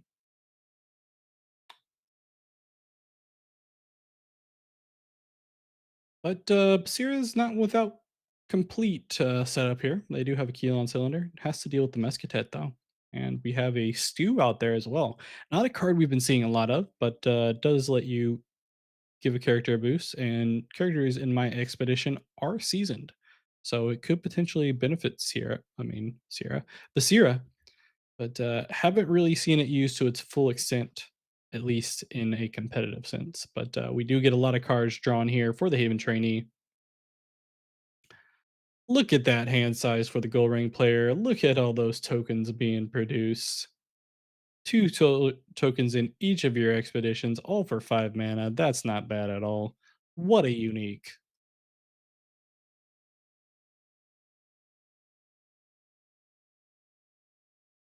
Kind of disappointed no one responded about Halua getting taken over by Kaibara. Chat, you're disappointing me. Either way, you guys prefer Halua over Kaibara as far as like gigantic, lovable Leviathans? Is Halua a Leviathan? He is, right? I think Halua is a Leviathan.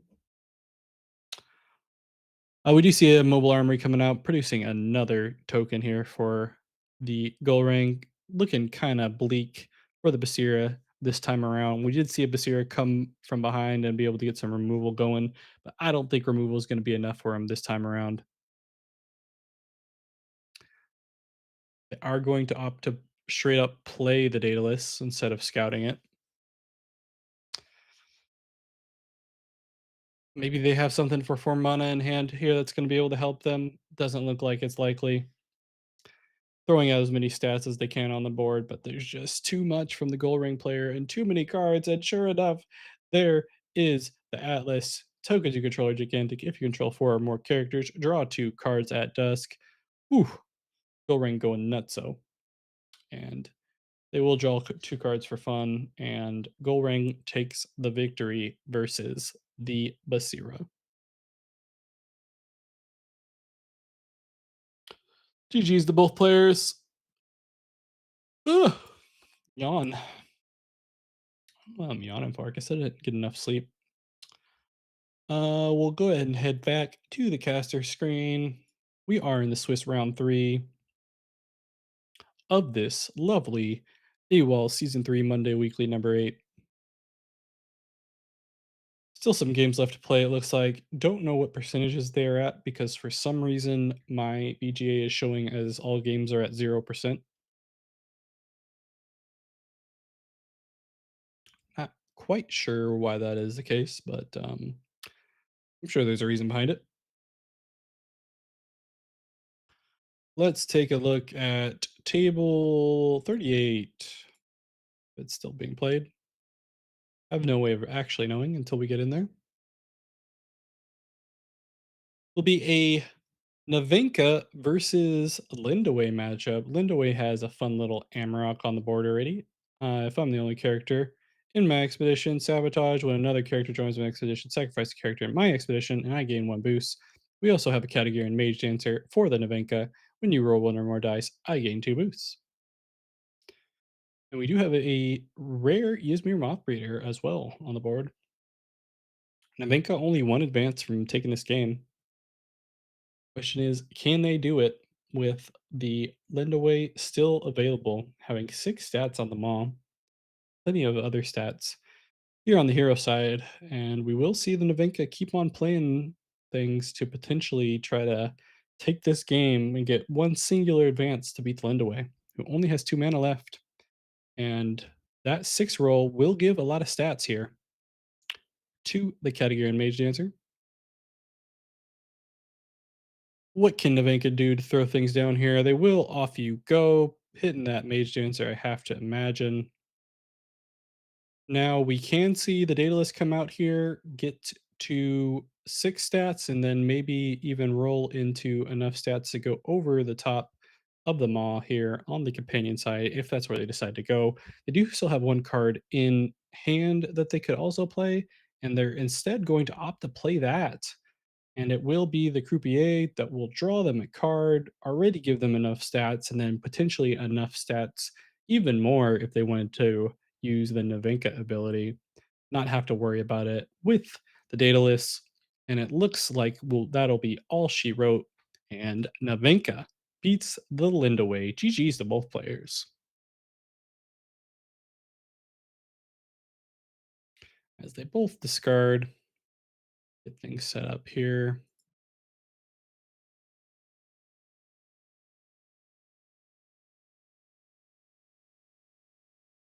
There.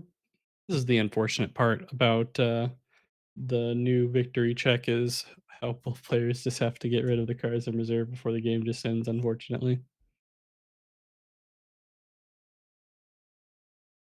But we'll head on back here. See if there's any other games we want to take a look at.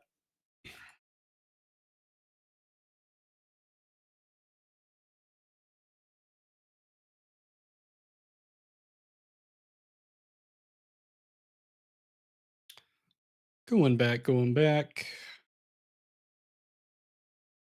Going into A.W.O.L Season 3 Monday Weekly, number 8, still in the Swiss round 3.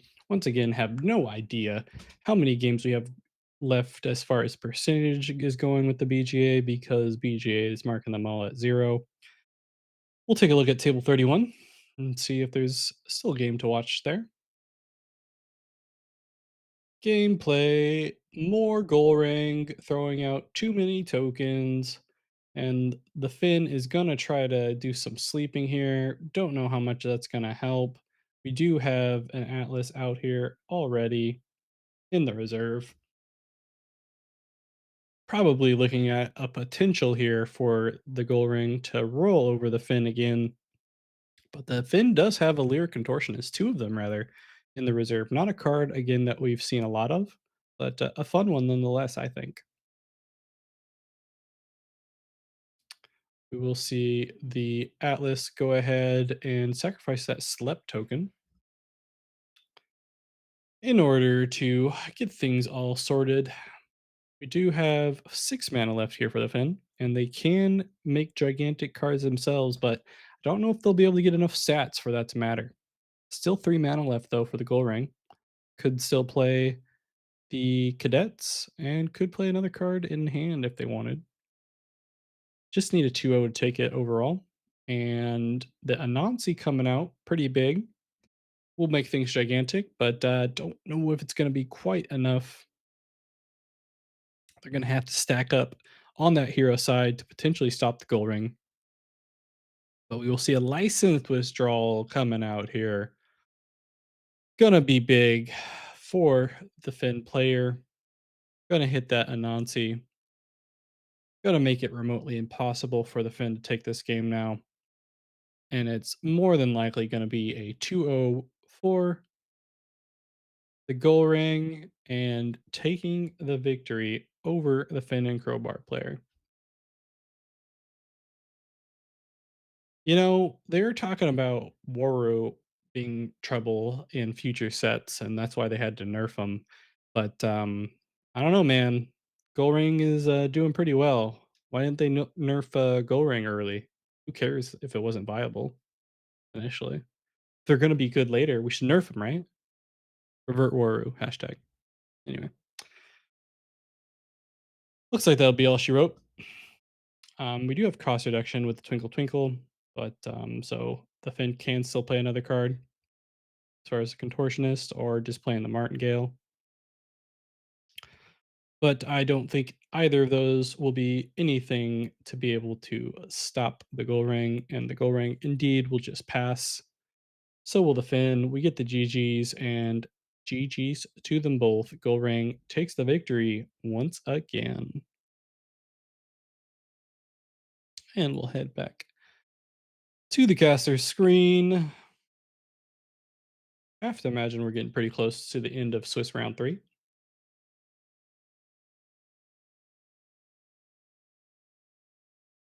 I need to drink a little water. My throat is getting dry.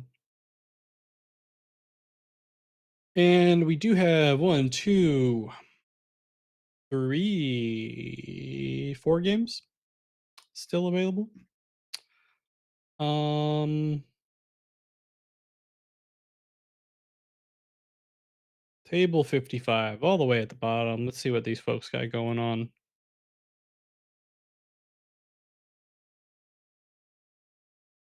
PGA taking this sweet time to load for some reason. And we'll switch over. Oh, Jesus, look at all that gold ring tokens. Just when you thought we ran away with them, there is more. And look at all the tokens from the Trace player. They run in a loop deck. Doesn't look like it. But either way, um,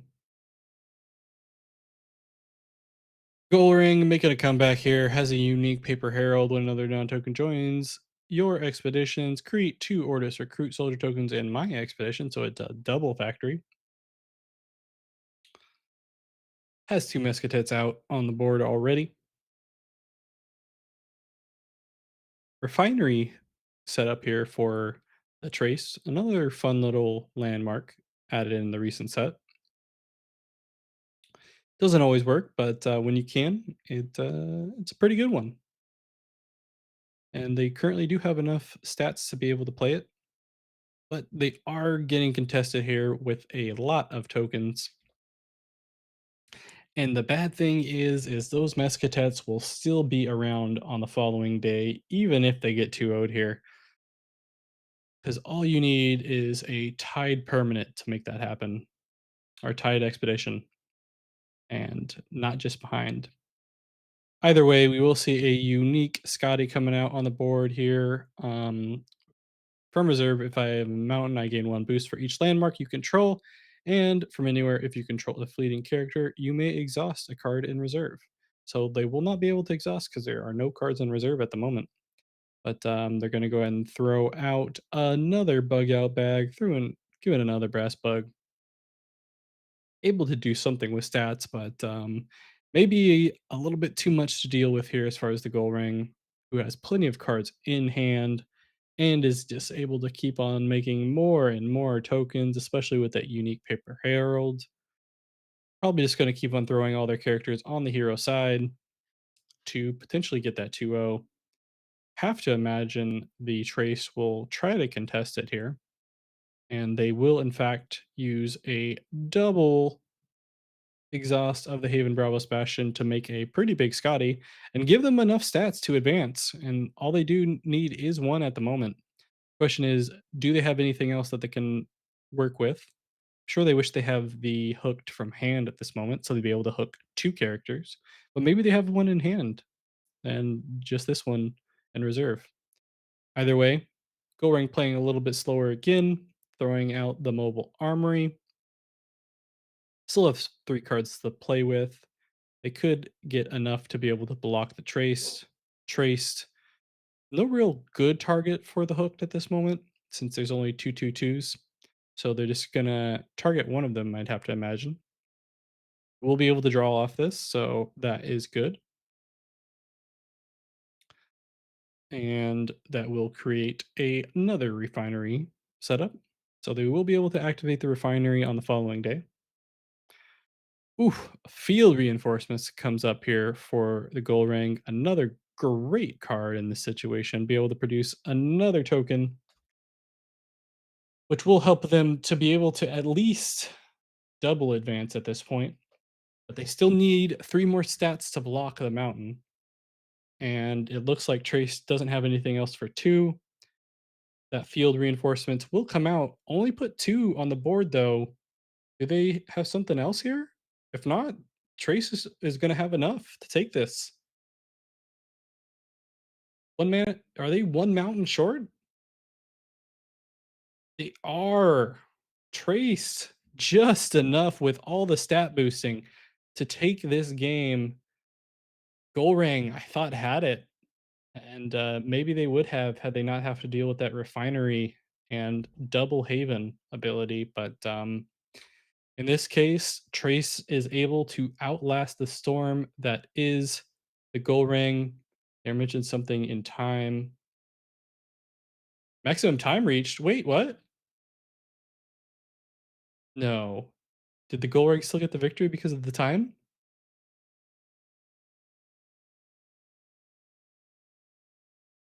Oh, okay, they didn't. They still gave the victory to the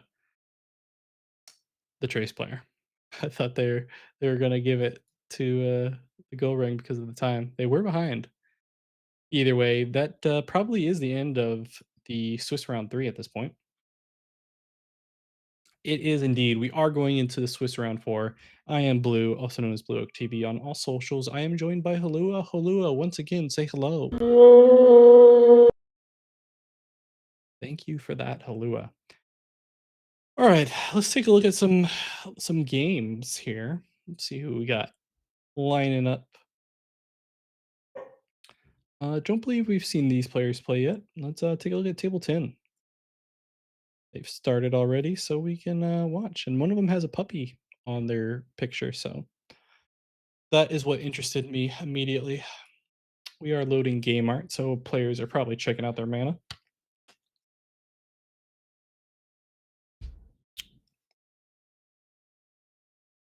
Oh,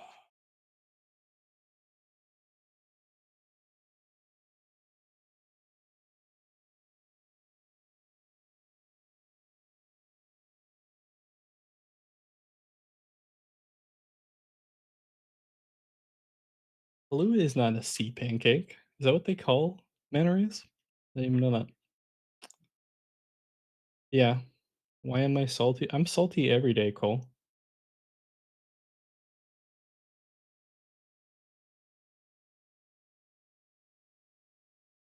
$2 unique. Which unique was $2? I didn't see that. No, you weren't talking about the paper herald. All right, we are in game here. We will see a Sigismar versus an Itzadi. Interesting, interesting. And it looks like the Itzadi has already done a Swift Gen play, it looks like. It's the only thing I can think of that would increase a counter and have an additional mana at this point. And the Sigismar only able to get one advance out of it. I guess they could have mana channeling, but I don't see mana channeling, so makes me think it is definitely a Swift Gen. Guess it could have been a Geyser, right? I don't know. Either way, looks more than likely a Swift Gen. And speaking of Jin, we have Mighty Jin coming out here for the Itzadi, getting some more ramp and a lot of stats that they could potentially advance off of. But does put the Sigismar in an advantageous spot to potentially just 2-1 here with being able to play very little. And they're getting to unique Ortis Spy that at dusk sabotages, and when I leave the expedition zone, draw a card. So I mean, there's not really much for them to sabotage at this point. Maybe just preventing the Itzadi from playing another card at this point. They will be able to draw a card, and it does look like we will have the ramp here for the Mighty Jin as I hear my dog on the other side of the door. He's not happy. Yeah, a lot of mana ramp here for the Itzadi. They're gonna be 2 up on the Sigismar, but 2 down on the Tumult. Let's see if they can take advantage of the mana advantage for them. They will have to be aware of that Ortis Spy if they have anything in the reserve for it to be sabotaged, but at the moment, they are just gonna play that Tiny Djinn. Not really a good card to be able to block in the forest, but there's not a lot of mountain to be blocked at the moment, and we will see that Frog Prince coming out from the Sigismar player. And yeah, physical training is a good card to play. In fact, they could probably just play it again, get another card draw, and we will see the Sigismar pass. And may as well just play it again. Yeah, one less card to be sabotaged, and you get a card draw out of it, as well as some more mana ramp. So, uh, not playing around here is the Itzadi being able to ramp things up. Oh, your fiance calls him Sea Pancake. Well, good way to show that you have partner, Gus. Braggart. Just kidding. When you get married, where's where's the invitation? Hmm? Huh, Gus? Must have been missed it in the mail. Looks like somebody is leaving out their good old buddy Blue. Hmm? Anyway, back to the game. A lot of mana ramp here for the Itzadi. Only 2 down. Not a bad spot to be in, and fairly even as far as card advantage. And we will see a Sakurabru unique coming out. From hand, you may put a card from your hand in the reserve. If you do, your opponent's expedition facing me moves backwards 1 region. And from anywhere, you may put a card from your hand in reserve. If you do, put the top 2 cards of your deck in your mana zone. So more mana ramp and double cards in reserve. Saringer, not a bad card to put in reserve. Theseus, I'm surprised to see. Thought we might see that as far as card return, but either way, fun little unique. Oh, you got loading setting up there, Gus, huh? All right. Jack Frost, though, is a clutch card to be able to hit that Saringer. Won't be able to play anything. And does have plenty of other cards here to be able to play to get a 2-0 if they so choose on the Itzadi, but then they'll have to deal with all that mana from the Itzadi. They will be up 3 spots on the Tumult, though. The question becomes, what does the Itzadi do in order to take advantage of that mana advantage, but still having to deal with a lot of cards available to the Sigismar in hand at the moment, and will get immediately exhausted, I'd have to imagine here. But yeah, this is a fun Sakuraru, able to anywhere double mana ramp. So not something you get to see a whole lot of. 12 mana here. But we won't see the exhaust. We will instead see a sabotage hitting that Sakuraru. Does not want to see it played. Not too worried about the Sarengar as there isn't a forest specific terrain that's going to be able to block them. but we will still see the Serengar played. 10 mana left here for the Itzadi. Let's see what they can do to take advantage of that. The Sigismar able to just play some low cost stuff here. We do see the Eat Me energy bars coming out, which means with 7 mana left, we could definitely see another Sakurabo being played, whether it be a unique or the traditional rare version for the Itzadi, which will double send the Sigismar back. Sigismar has to have that in their mind, and they're figuring out what they can do to potentially at least try to get some advances out of maybe getting sent back twice. So we'll see where they decide to play this. Saudi using that mana best they can, and they're just going to throw out the rallying call. They're going to try to keep that 2 mana left here to try to slow play, and of course, the immediate Sakurabu play into the Eat Me energy bars. Go back to both sides, says the Saudi player, and they have a gigantic Sakurabu that is currently letting them double advance, but 2 mana left here or the Sigismar player, which should be enough for them to be able to take at least one side if they so choose. And they throw out the trooper and then another trooper or a rowling call. What's the play here? Bit confused. Are they just throwing that out to block the double advance? Wow, they didn't have anything. So low resources, and now we are dead even on the tumult, just like that. It's Saudi using that mana ramp to their advantage will be up to 13 mana this turn potentially. And whew, question is even with that, the Sigismar does have a good amount of resources, but no longer has the lead. So it seems like the Itzadi is definitely in the driver's seat at this moment. And using those uniques, especially that unique Sakurabu, being able to double mana ramp and send folks back to their advantage, and just running into the early mana ramp that they needed. And seeing a lot of lower tier heroes that weren't popular back in the day really make a name for themselves. Gold obviously, and it's already doing quite well here against the Sigismar player. We do see a unique Monolith Rune Scribe token factory, and it goes to target expedition, so a really good one with that. But and it also has a firm reserve of sabotage. Yeah, Everett, they've been running into a lot of mana ramp early on and just playing it pretty well. Um, Including running physical training, which is not something I expected, but a really good card. Either way, we do have a Jack Frost gonna go ahead and hit that Tolarian Skater. We do have the Eat Me Energy Bar come out again. 8 mana left. Do we see another Sakurabu waiting in the wings for the Itzadi player? It definitely has to come across the Sigismar's mind here of having to deal with that. Does it come out? Is the question. We do see another character being played, and we have a unique Binsitin. I'm not sure if I'm pronouncing that right, but at dusk, if my expedition is behind, put the top 2 cards of your deck in the mana zone, and that's some more mana ramp here.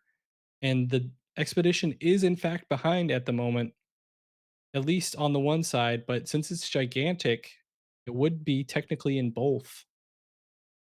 Now it comes up to the Sigismar. Do they want to let them advance here? I don't think they do, but they have to deal with all those stats because 476 is a pretty big stat stick to stick out there. And we see the rare, not rare, but rare in the sense of you don't see it very often anymore. Kokoba Common being able to produce stats, getting enough to block the unique, not enough to block on the hero side though. And it looks like we'll be on a 1 for 1.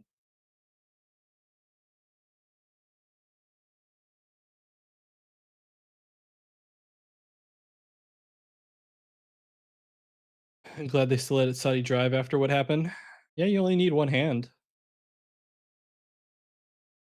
Look at all that mana ramp. Jeezums crow.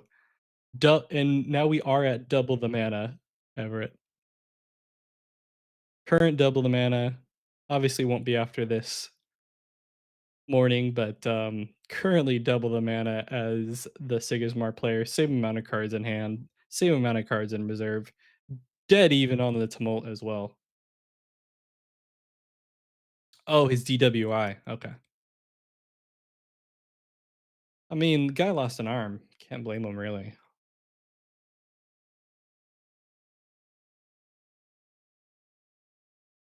He needs a sword. You really want to mess with a one-armed guy with a sword? I know I don't. Either way, that unique does get hit by the reserve effect of the Monolith Rune Scribe and getting sabotaged. We will see a Sakurabu being played here. No counter draw for it though. Just doing some cards to throw out to make things gigantic.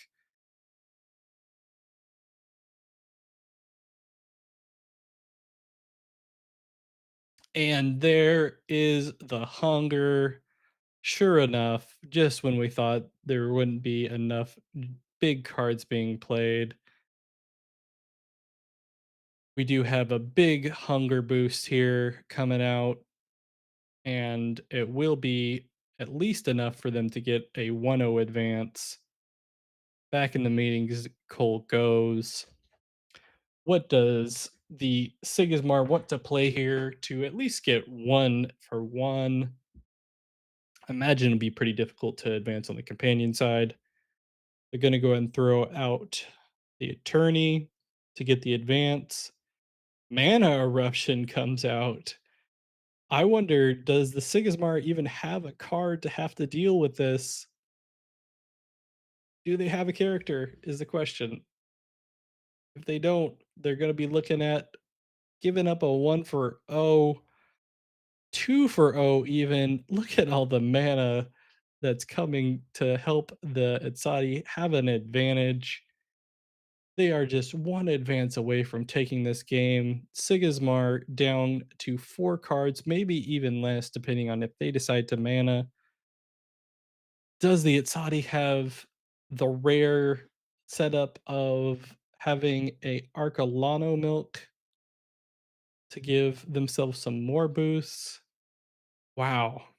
All the mana ramp coming out of this Itzadi has made it quite difficult for the Sigismar. They are going to go ahead and throw out the Hunger. We do see a Gift of Self coming out from the Sigismar. They're digging to see if they can find anything. We'll give some more boosts over to the Itzadi due to a discard.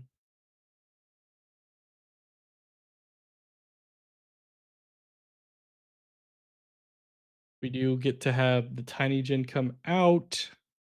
Still plenty of mana left for the Itzadi at this point. They could play whatever they want from hand unless there's just one singular big character there. The question is, do they have a Kawara that they want to play? Do they have some other big characters they want to play? There are up to 9 heroism counters with I haven't seen any counter reduction yet. So it seems unlikely that they would have something else to do that, but we'll see what they got. Uh, Jin is not a bad card in the situation. Just needs one singular advance, and a forest only terrain is a good time to throw in that mighty Jin. And with such big static characters, things like Tiny Jail aren't gonna work. Teamwork training aren't gonna work against the higher cost characters. Putting this Sigismar in a pretty rough spot, and they're just gonna pass. They don't have anything. Saudi rubbing it in, throwing out all the resources that they have available to them in the Haven Sarengar. And holy smokes, despite going down early, Saudi said, I have you right where I want you this entire time, and just out mana ramps this Sigismar and goes back to double here 9 to 18 mana. Jeez, what a game by Griff Pat. And honestly, happy that the dog in the picture brought me to that game because that was a heck of an Itzadi game. And we'll head back to my other gigantic co-caster, Halua. Halua, say hi to the folks or, give some input on things, whatever you want to do realistically.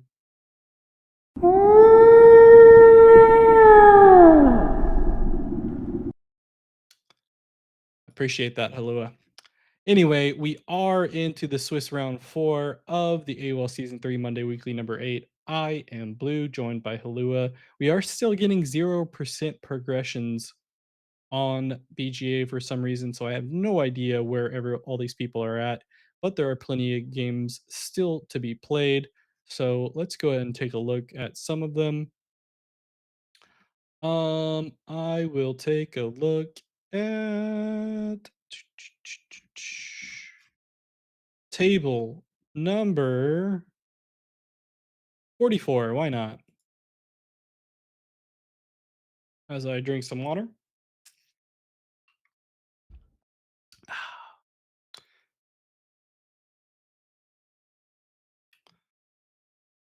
We'll switch over here. We have an Arjun versus a Kojo game here.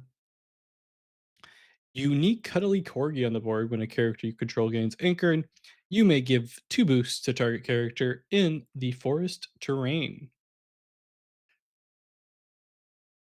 And then also another one in reserve. When a character you control gains anchored, you may give 2 boosts to target character in forest terrain again. And from reserve, you may discard a card from your reserve rather. If you do, draw a card. Otherwise, resupply. So shouldn't have any issue to be able to use that, especially with the amount of cards Arjun can produce in reserve. Arjun, I do like. I have an Arjun deck, but gosh darn it, it is hard to make Arjun good. I appreciate all the players that have been trying though. I talked to somebody here for a Top Cut Talk this Wednesday who is making an Arjun deck. And if you're interested in a top player trying to make an Arjun deck, you might want to watch the Top Cut Talk, Blue Oak TV, hashtag ad. This Wednesday, I will be traveling to Gen Con, but you can watch the video while I am traveling. And I may be at Gen Con by the time the video comes out. I don't know. We'll see. I still have to make the thumbnail. Either way, I'll do that today or tomorrow. Not quite sure. In the meantime, we do get to see that rare Quetzalcoatl out of faction. Definitely seen some folks try to make that work in Arjun. Could definitely be fun, especially with those uniques that when you produce a character, give someone boost. Not the case here with Cuddly Corgis, but I'm sure they have an idea in mind on what they want to do. Pull up chat here again.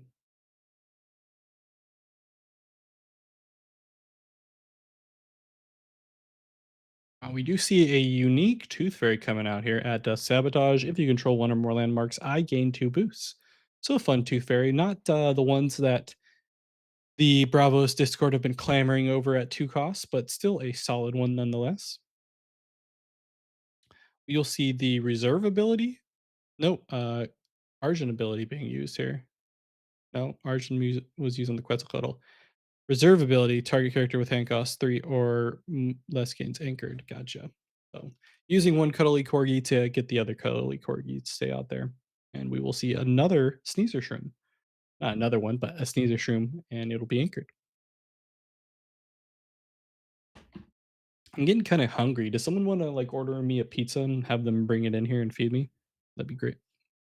We do see a Burrowing Noosh rare out of faction. Not a card that I've seen a lot of in Bravo stacks, but fun to see someone play it.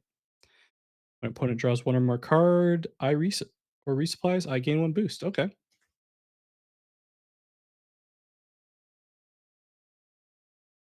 Interesting, interesting. Wonder what the thought process is behind having that in your deck opposed to other rares, but either way, we are dead even on the board, but the Argent is in a good spot with all the anchored that they had from the previous day. So they could definitely be in a situation to take this game despite having limited resources with only 2 cards in hand.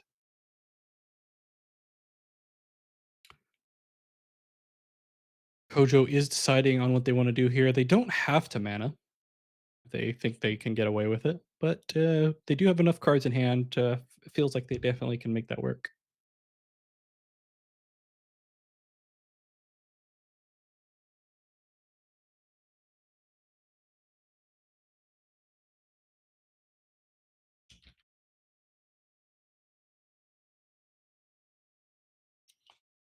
Oh, we do see another Caesar Shroom this time around.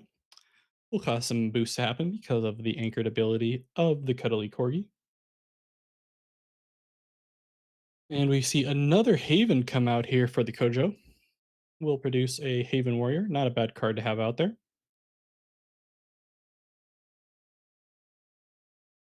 And sure enough, there's a Minotaur. We'll be able to give anchored to the cuddly corgi. And at this moment, the Arjun's definitely playing for potentially a tiebreaker here because it feels like the Kojo could definitely still catch up on the companion side potentially, but we'll have to see if that's how it works out.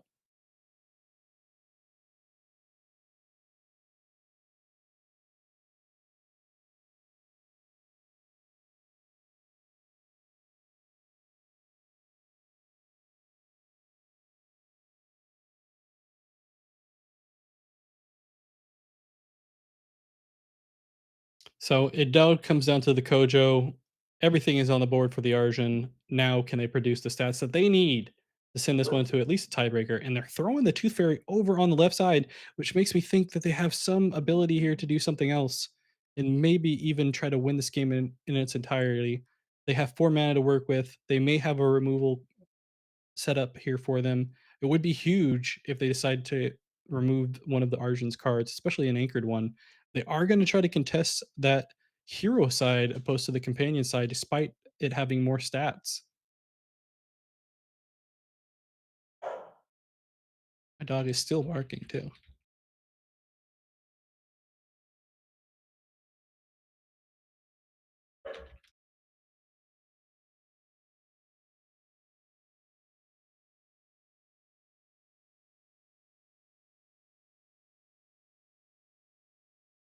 And sure enough, we do see the mana eruption coming out here. It has to hit that cuddly corgi. It sure does. It is enough stats for them to go over on the hero side. We will go to a tiebreaker, and there will only be that sneezer shroom as far as cards being anchored for the Arjun.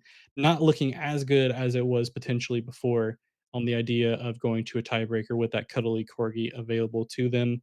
And the Quetzalcoatl won't even stay out either. They do have 2 cards in reserve, but they will have to deal with the double Haven being produced from the Kojo and on a Buddha turn. So, ugh, you hope Arjun has a chance, and they definitely did, but removal from the Bravo side of things may be a little bit too strong for them at the moment.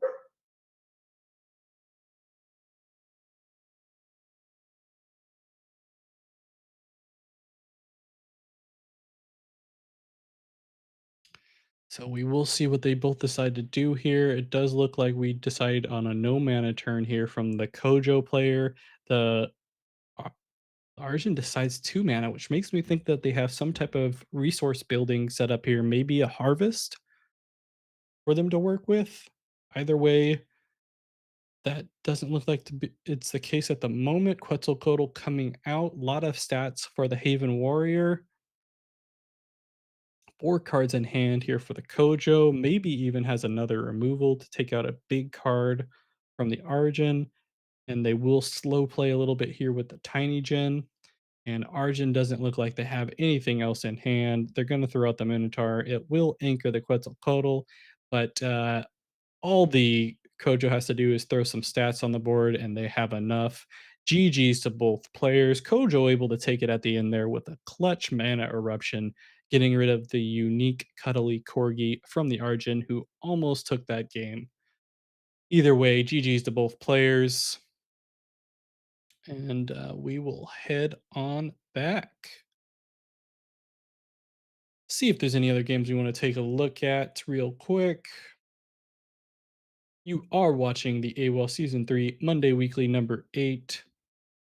We are in the Swiss round 4 at the moment. I am Blue, also known as Blue Oak TV, on YouTube and all other social medias. Be sure to find me and subscribe. I will love you long time. Very few games left here in the Swiss round 4, but we are having a good amount of people stick around for their games, so we do appreciate that for everyone that is deciding to keep on playing with us today.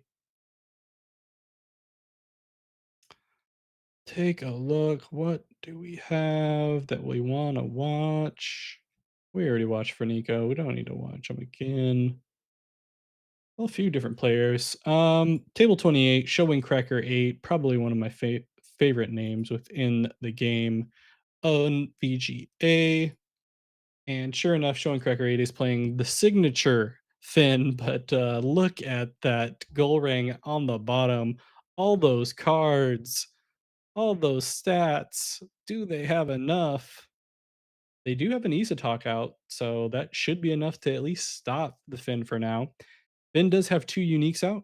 One is a Pomala. When I leave the expedition zone, you may return a card other than me from your reserve to your hand. From anywhere, you may put a card from your hand in reserve.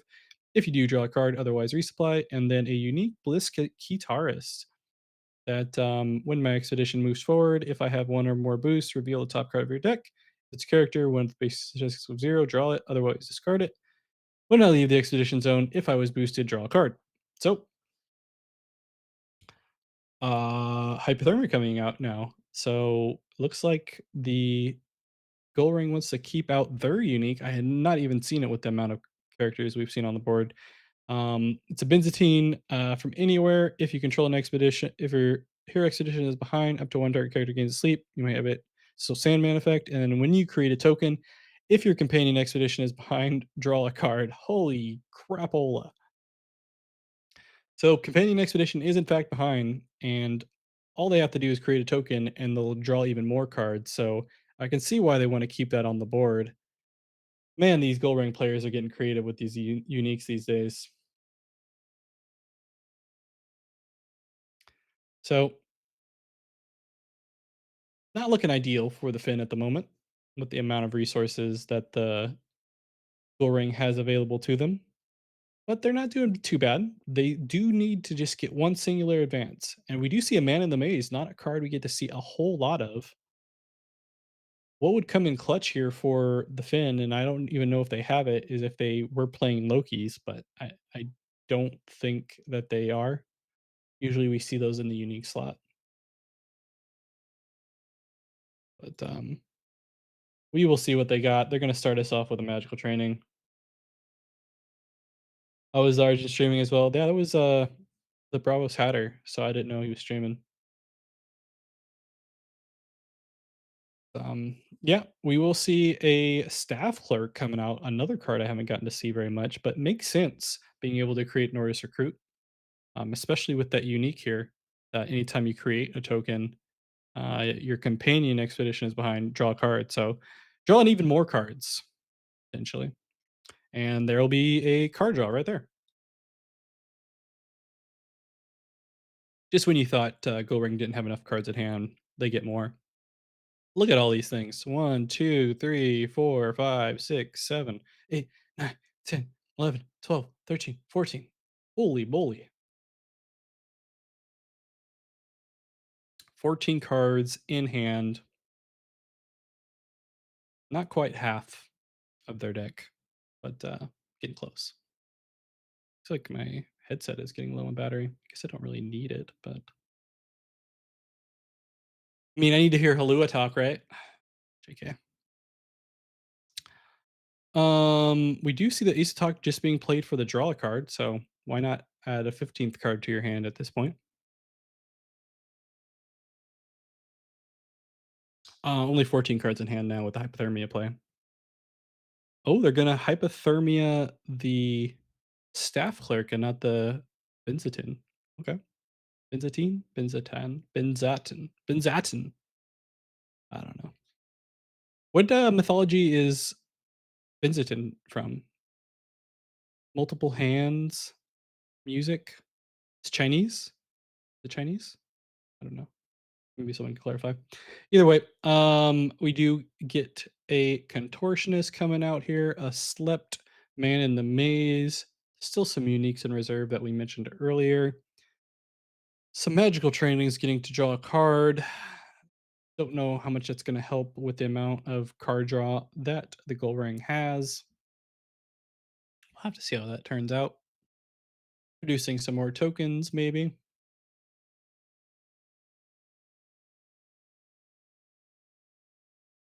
Still waiting on a decision here. Only need one advance from the Finn, though. Question is, can they get it? Goldring only needs 2 more 2 O's to take this game.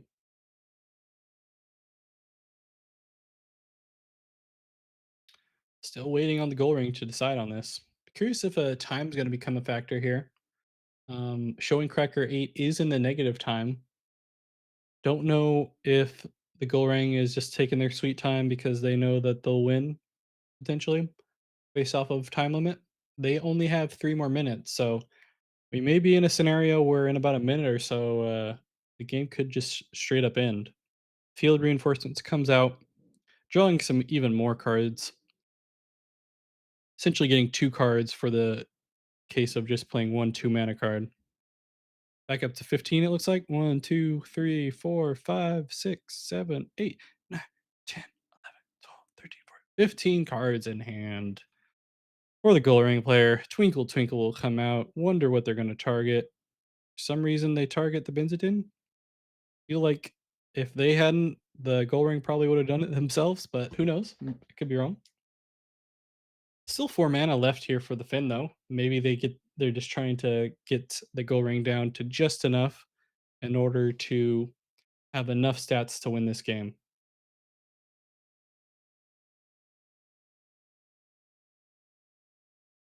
And we will see an Aegis Templar being played, creating a recruit, drawing another card. Still 4 mana. What does the Finn have to do with their 4 mana to be able to take this game? They are currently behind on the companion side, so not looking ideal to them. Japanese, thank you.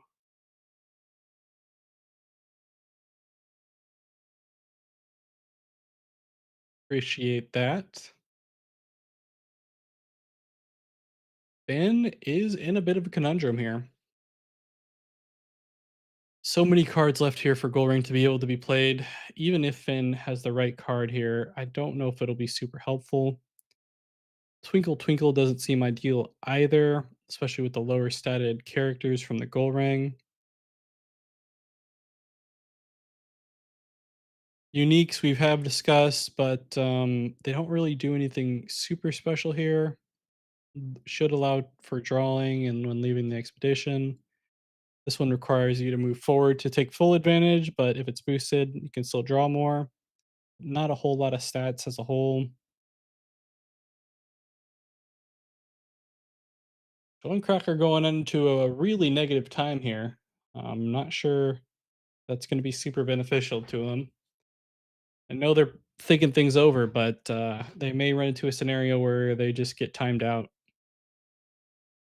We'll have to see if that's the case. Both players just waiting it out. We're all just waiting, waiting. And we will see that unique Kitaris come out here. And the maximum time will be reached. Showing Cracker 8 will lose that one. And just too much going on there for the scoring player on the team. DSL queuing. So GG's to both players. We'll head back to the caster screen. And we will see if we are in round 5 of the Swiss after that time limit being reached. We are, in fact, in round 5 of the Swiss, second to last one. We are down to 8 players that are undefeated at the moment. We have Woolitz, we have Corey McAllister, we have Paquito Loco, we have Pedrino Descartes, and we have this Nico and for Nico Rico, as well as Kopechu and TNT Tats. So we've watched for Nico a little bit. I don't think we've watched any of the other players potentially. We want to take out TNT Tats, I think. Kopechu on table 4. Let's take a look at them, see what we got going here. We'll go to the game. As soon as they're ready, we'll switch things over. Halua, how have you been doing today? Has it been a lovely AWOL event for you? Won't you tell us? Right. Thank you, Halua. Okay. All right. Well, thanks, Halua, and we'll go ahead and do a quick refresh to see if we have the game starting here. We are in one of the 4 top tables at the moment. Currently, 8 undefeated players in this Swiss round 5 for the AWOL weekly. Keep on refreshing as we load some game art. I am Blue Oak TB, also known as Blue. Catch me at Gen Con if you want to say hi. Feel free to. I do bite, but I'm told it's nice. And you can also subscribe to me on YouTube, where I'll, you know, be happy that you did, and you get to watch some great content because that's all I do. Greatness. Either way, we'll go and keep on refreshing. And we are in the game. Let's watch some gameplay. Day one time. Sierra versus Tasia. Not the heroes I was expecting on the top tables at the moment, but you know what? Happy to see it. Talarian Skater, rare out of faction coming out of the Tasia player here. 544. That's a lot of boosts. And we will start with a 1-0 advantage, but we do have a brass bug due to the Aegis Templar effect. Not a bad scenario to be in, but they'll have to start from behind here, and we'll see what permanents they may have to make that happen. Interesting to be able to see, like I said before, these new cards coming out of the Sierra decks, seeing how they can potentially take this game. Floral Tint, standard card, and we will see a second rare Talarian Skater coming out here for the Tasia player.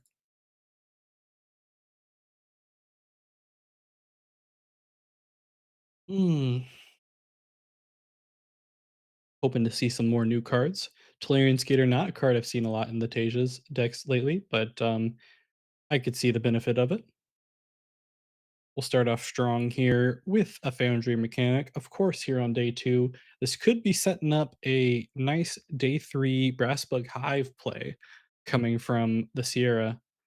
And the question is if that will be what happens, and we'll get a setup play from the Tasia themselves, throwing out the Spindle Luna Bastion, giving up a 2-0 to the Sierra, which would be a big deal, especially if the Sierra does have that day three Brass Bug Hive play coming from the Foundry mechanic and not being down um, coming into it. So we'll have to see if that is the scenario that we run into with the Sierra being the first player. They can utilize the mechanic right away without any potential sabotage. Even though you're not typically worried about sabotage in Muna, they did get the little mouse available to them. They could have exhaust in the form of Jack Frost. Either way, that won't matter. We will see the cost reduction coming out here. And sure enough, it's a day three Brass Bug Hive, about as early and about as good as you want to get these things set up on Sierra. Double brass bugs coming out, 3-3 on each side. Of course, the Tasia can go over the top of at least one of them here just with the Talarian Skater. But the question is, do they have enough with the 2 mana that they have remaining? And we do get to see a unique Spindle Harvester, gains anchored from anywhere. 2-2 as far as cost, and when a character you control gains 1 or more boosts, if I have 2 or more boosts, up to 1 target character with hand cost 3 or less other than me gains anchored. So potential to get some anchored stuff going on here, and we will see a Talarian Skater. I think this is a perfect combo setting up. We'll give up the 1 for 1, but setting themselves up as far as unique and just anchored characters as a whole, especially with that Spindle Moon Bastion. Probably should have seen this coming, especially giving up a 2-0 to the Sierra early on, just to be able to protect that unique that's going to allow them to anchor a lot of things depending on the cards that they draw.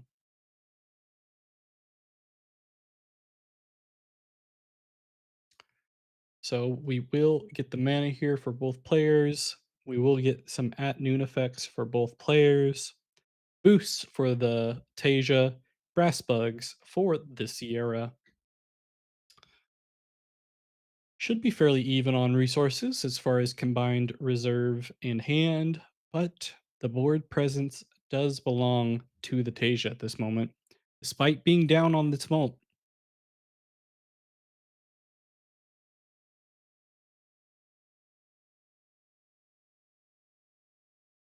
Sierra taking their time on this mana decision, probably have a lot of cards that they want to keep, I'd have to imagine. Curious if we get to see another hive come out immediately, maybe another permanent.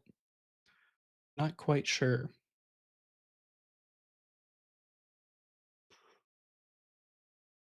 Mm. Noon, I'm still yawning. All right. We do get that mana finally coming up here. And because that Tellurian Skater received a boost, it will go ahead and get anchored right away. Anchor loops to the max. Question is, does the Tasia get another one so that they can anchor their Spindle Harvester? They don't need another one. They get a Moon Druid, and that will be enough for them to anchor it just from that effect. Unless they get Nillumed. Nilum, a huge card in this oh, and they're not gonna target the Moon Druid and force the unique to not get anchored? Interesting. Maybe they just don't wanna deal with the stats from the Tolarian Skater. Not a bad choice, but, not one that I expected. I thought they were just gonna force the, unique Spindle Harvester to potentially have to go to reserve and remove the ability from any cycling from this Tasia, but they know their deck better than I do, and we'll have to see how this works out for them as we get the Brass Bug along with the Moth coming from the Nilum.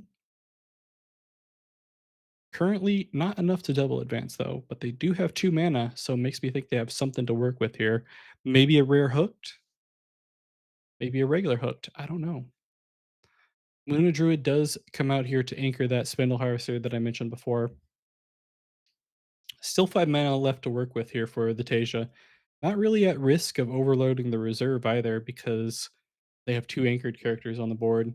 Maybe there's some type of removal Sierra wants to work with here, and they're not afraid of the Spindle Harvester unique. I don't know. I'd be curious to see what the thought process was behind hitting that Tellurian Skater. Maybe it's just the idea of them trying to avoid stats.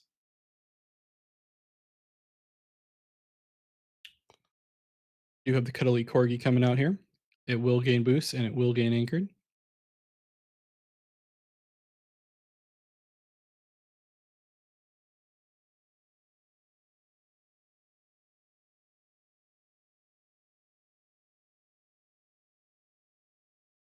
Sierra down to 2 mana.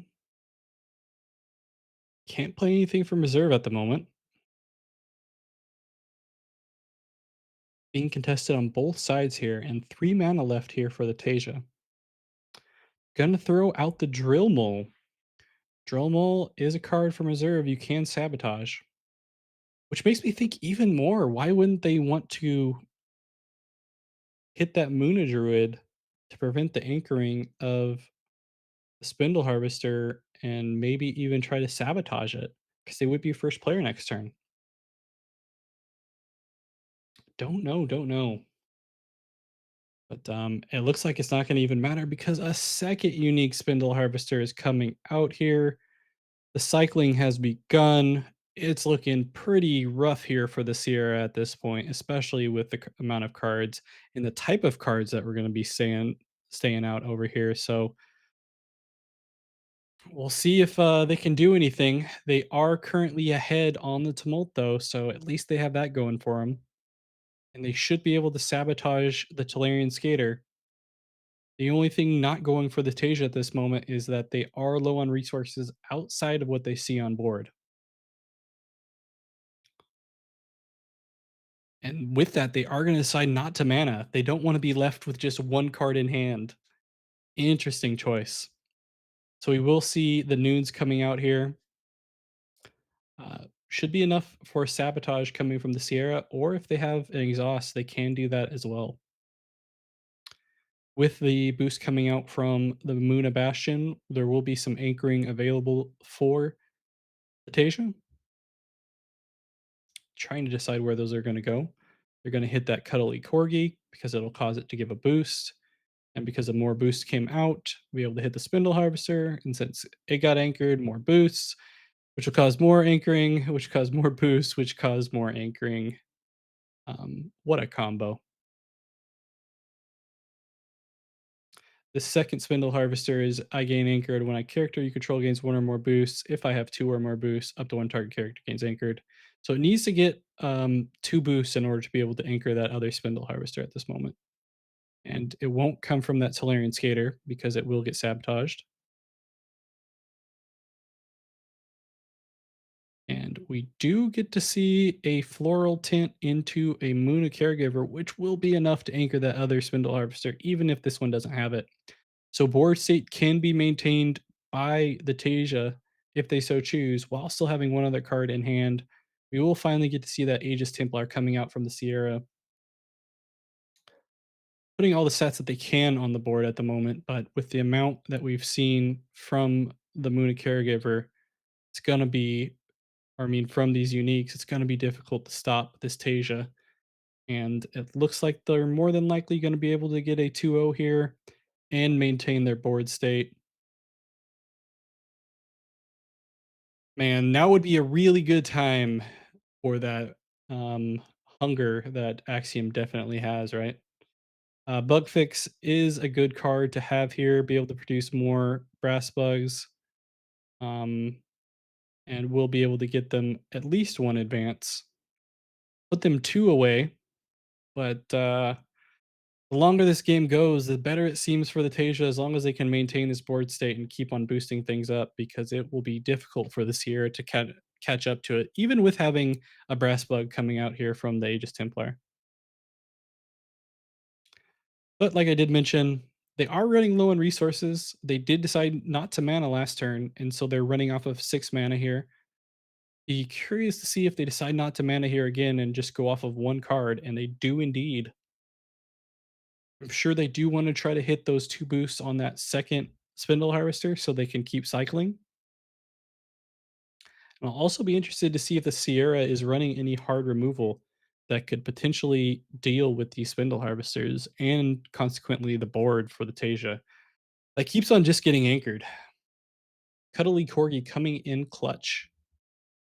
It's a lot of C's. Sierra making a decision here, kind of important one as it pertains to what they want to do mana wise. Their opponent has decided not to mana the last 2 turns just because they don't have a lot of cards. But we do have the aloe vera out, so it should help them out a little bit. Ooh, an Ogun play. That will basically anchor the entire board at this moment. And there's not a whole lot the Sierra can do about it. There's already a lot of anchoring going on due to the Cuddly Corgi and the at noon effect of the Spindle.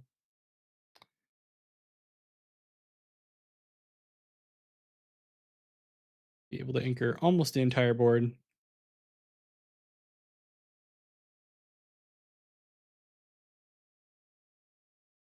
But the Ogun will let it happen again. We do get a second noon effect here in the form of a brass bug. It's kind of paling in comparison with all these boosting and anchoring going on here. Ogun will, in fact, get that last anchoring happening for the far left spindle harvester as well as itself. Wait, does the other one not have 2 boosts? Thought it could anchor its the left spindle harvester.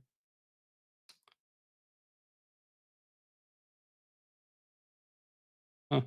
Either way, we do get another brass bug hive, and we will be able to see another bug fix being played. We do see another Moon of Bastion being thrown out on the board, which just means one less card for them to be able to interact with as far as hard removal.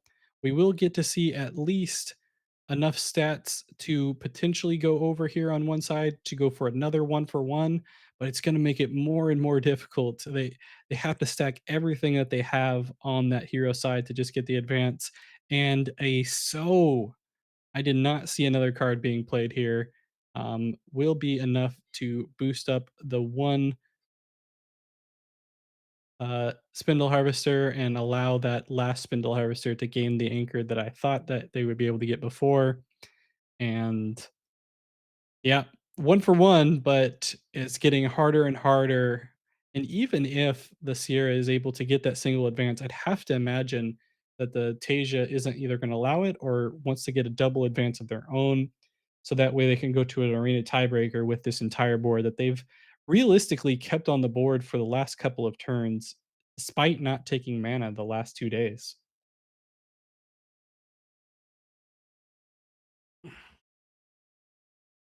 And will they decide not to do mana again?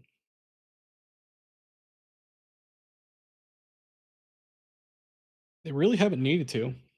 I don't know if they have anything big enough for it to matter.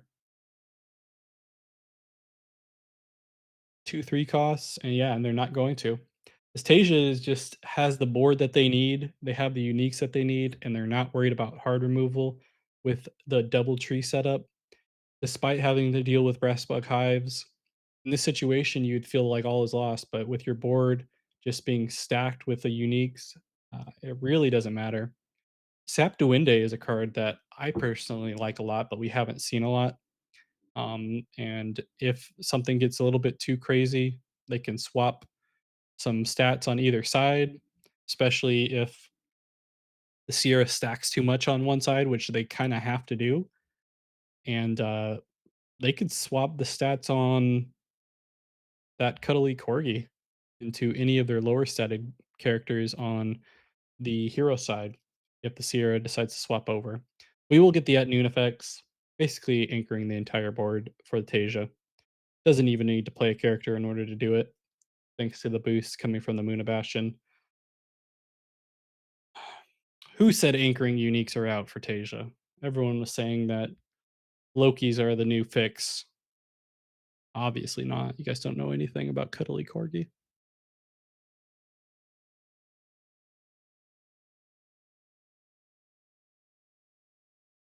This does take some time to actually just distribute all these stats and anchor everything, though. 3 cards available for the Sierra player, 4 available for the Tasia, but only 6 mana. We'll see how strong the Sierra starts off with. Has to not feel great, especially knowing that they can't really stack on one side, potentially with that Sapduende.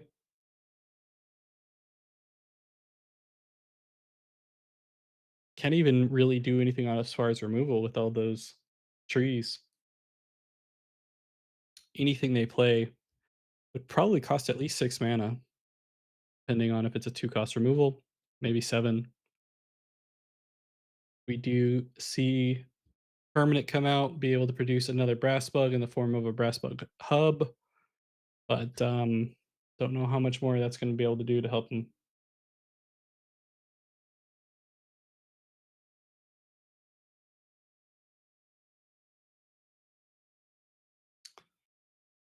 Decisions, decisions. A lot of stuff going on here. If you are not aware, these anchored characters have been out here for a while. Um, and the Sierra has just tried to deal with it, maintaining a lead, being able to utilize those brass bug hives, but not being able to get rid of any of those anchored characters.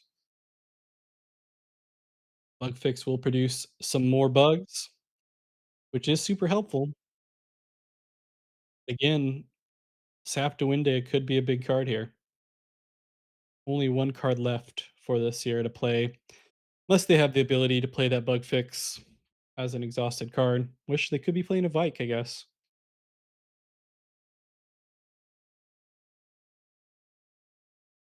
I don't know if that matters, especially with that huge cuddly corgi on the companion side.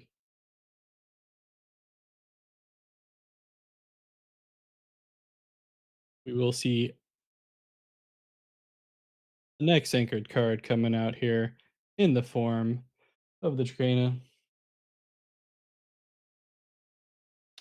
And we do get another bug being produced in the form of Foundry Armor. We get the GGs from the Sierra player, realizing there's not much else they can do. Sure enough, that Sap to Window play that I had mentioned comes out. They can just swap the Cuddly Corgi to anything and watch the board fly up with all those stats. That's nuts. Um, and switch over to the Ogun, and currently 37, 35, 38 stats on the board on the hero side will be enough for a 2-0, and Tasia utilizing those uniques to maximum efficiency and taking the game. That has been a game to watch. Glad we were able to take a look at it as far as top table, and seeing Tasia take it, and we'll go to the top 4 here, and be potentially one of the undefeated players, depending on if they take the game or not.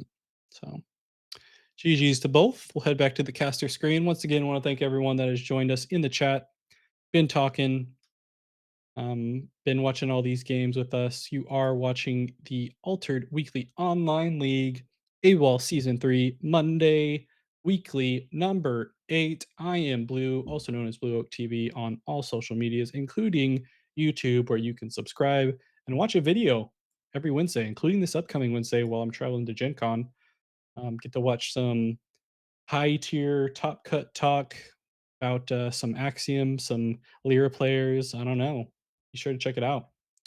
But in the meantime, you have some games still going on here. We'll go ahead and take a look at the other top cut game in the form of this Nico and Fernico Rico. We've watched both of them play, but if we're watching top cut games, we'll go ahead and take a look at it. And you know what?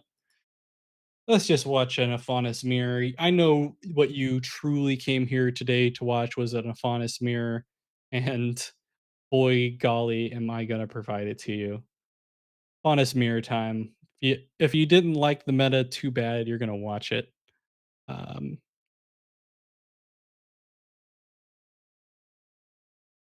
we have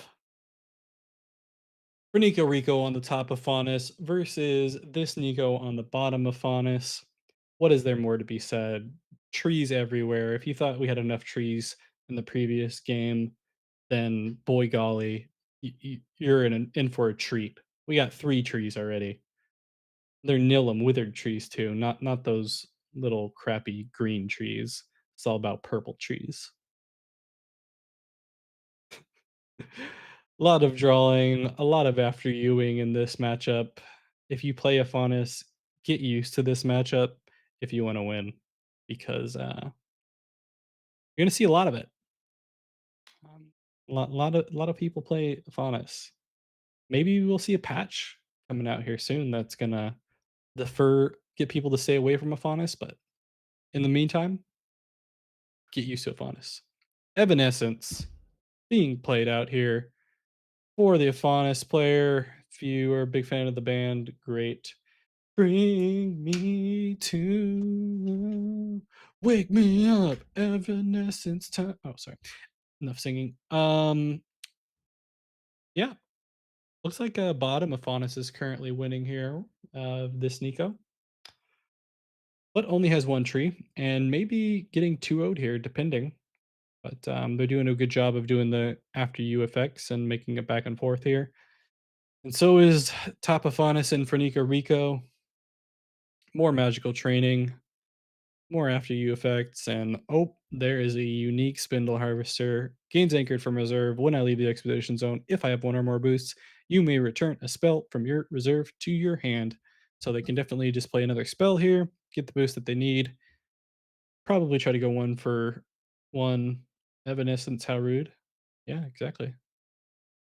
Um, and yeah, see what they can do with it. Still 3 cards in hand. Um, Renigo Rico is behind on card advantage, but they're going to go ahead and use that magical training to catch themselves up a little bit. They do have the amount of boost that they need on the rare category and mage dancer in order to get a card draw. And it looks like we will see an equivalent card draw happen in here. Back and forth, back and forth. Joyride coming up here, hitting the Evanescence in reserve. They want to try to guarantee the stats on the companion side in order to potentially get a 2-0 and even up this game on the tumult. What does the Bond Faunus have to say for it? They're going to need something special with this 2 mana. They can't just play Rhyme Frost, and they have their own Joyride. They'll get rid of the Rhyme Frost. They'll play the Joyride. They'll get a bunch of boosts. Put them in a spot to just need one cost play. Do they have it? They don't, but they do stop the double advance at the very least, maintain the lead on the board. We'll have to make some decisions as far as the reserve is concerned. But I feel like the unique and the mage dancer are going to stay. Yeah, and they're going to get rid of the joyride. The unique is able to return that magical training. Similar hands at the moment. One card ahead is the bottom of Faunus in this Nico, as Frenico Rico does have the advantage with the permanents of two Nilum Withered Trees. Bottom of Faunus, this Nico does have the advantage on the Tumult, though. And I have a feeling this game's probably going to take us all the way to the end. Both players down to around 4 to 5 minutes of this fifth round of the Altered Weekly Online League, Season 3, Monday Weekly, number 8. Once again, I want to thank everyone that has been hanging around in the chat. You know I love you, unless you're Cole. And just in time, Cole just popped in the chat. Did you win? I don't know. Uh, I've been watching the top tables, so probably not you. Plus, you don't play Afanis. Have you ever played Afanis, Cole? Something. I've only ever played Faunus in limited.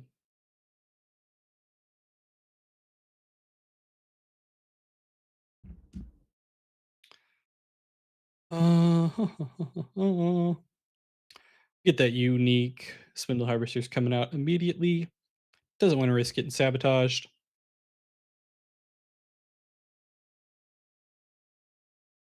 Like Tree Faunus? Okay. Oh, I'm sad I even asked you that. All right. I would ban you in chat, but then you just come on to one of your other 4 accounts and it wouldn't matter. It just wouldn't matter. Anyway, Mage Dancer coming out here for bottom of Faunus in this Nico. Nico Rico responds, hits that unique before they can get the boost that they need to in order to return spells when it leaves the expedition. Clutch use of the Evanescence there. Plenty of cards in hand though for the bottom of Faunus and this Nico, so we'll have to see how it works.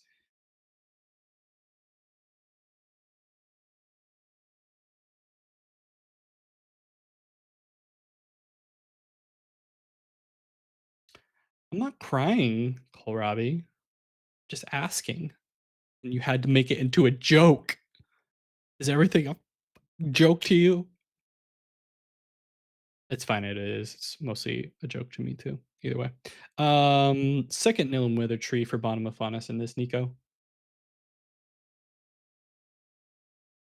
Now we're evened up. We have 4 trees on the board. Muna could never imagine having 4 trees available. Not like a Faunus can. We get a unique Flamel coming out. When I leave the expedition zone, you may return a spell from your reserve to your hand. Doesn't even need a boost to do it. Also has a support ability of an after you, as I burp. Magical training coming out for the bottom of Faunus. That's the one that they returned earlier, probably. Maybe it's another one. I don't know. Both of these players down 3 mana apiece. Another Evanescence is coming out. I imagine it's going to hit that. Yes, it does. More boosts happening. Looks like we're going to hit a 1-for-1. Technically, there is the Joyride available for Fanico on the top of Faunus still, and they could try to throw it on that Flamel, which will force the bottom of Faunus not to just pass here, and they have to throw some more stats on the board to avoid getting 2-0'd.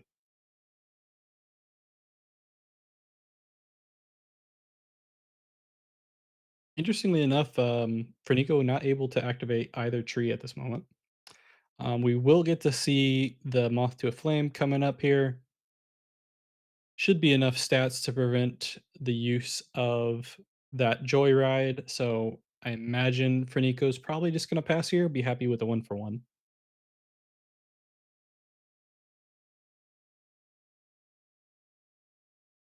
Right. It gives you a 2 boosts plus the Faunus boost, 7 boosts. Yeah. Not quite. Not quite enough to stop. So it will be a 1-for-1. And advantage still to the bottom of Faunus, though. Up on the board as far as the tumult, and a slight advantage in hand, especially after getting that second Nilum out when being behind on Nilums before. Frenico is going to go ahead and return one of the Evanescences due to the Flamel's effect. and have to decide which two cards they're going to get rid of here. Going to get rid of the other Evanescence and the Joyride, opting for the two characters instead. We're at darn near a similar board state, minus the cards in hand for the bottom of Faunus, who has a one card advantage, and two trees apiece. For Nico on the top of Faunus, will go first here. We are watching Swiss round 5 still here of the AWOL weekly on Monday, number 8. Winner of this will go on to decide who's going to be playing in the final two tables and get the undefeated streak. Starting off here with the Flamel. Interesting that the Fernico is prioritizing the Flamel over the Mage Dancer in case of something getting sabotaged or exhausted. Definitely wants to get some card return, I imagine. So probably some spells coming from in hand here.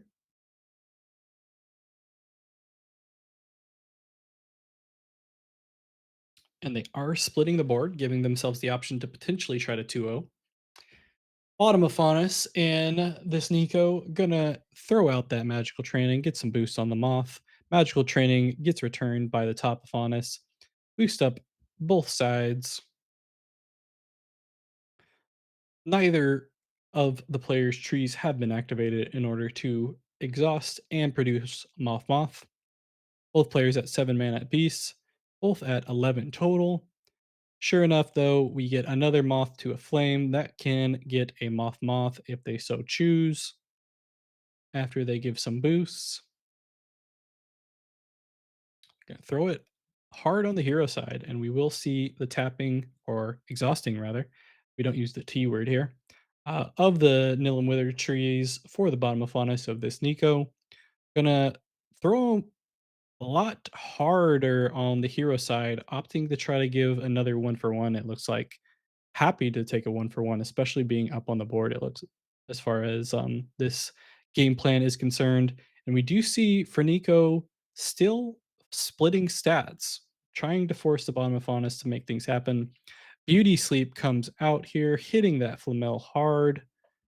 It will not leave the expedition this time, and it will not be able to return a spell because of it. That is the downside of the when I leave the expedition uniques here in Ysmir. It can be slept by a lot of cards, including your own Ysmir counterparts on the Beauty Sleep. Feel like we should just suspend all out of faction cards for Ysmir, right? Like Helping Hand wasn't enough. We gotta suspend Beauty Sleep too. They don't need all these one cost interactables, right? No. Let's get rid of all of them. Faunus doesn't need more help. But we will have for Nico go ahead and Rhyme Frost. They don't want to see another sleep happen unless they already have one in the reserve, and the Rhyme Frost itself will cause a Moth Moth to be able to be produced. And interestingly enough, they are going to throw them on the hero side to contest potentially. Yes, Gus, we know you're a big Aponis fan.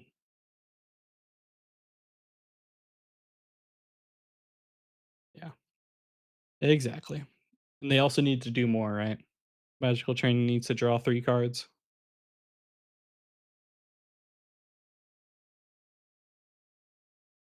Um, Bottom of Faunus in this, Nico.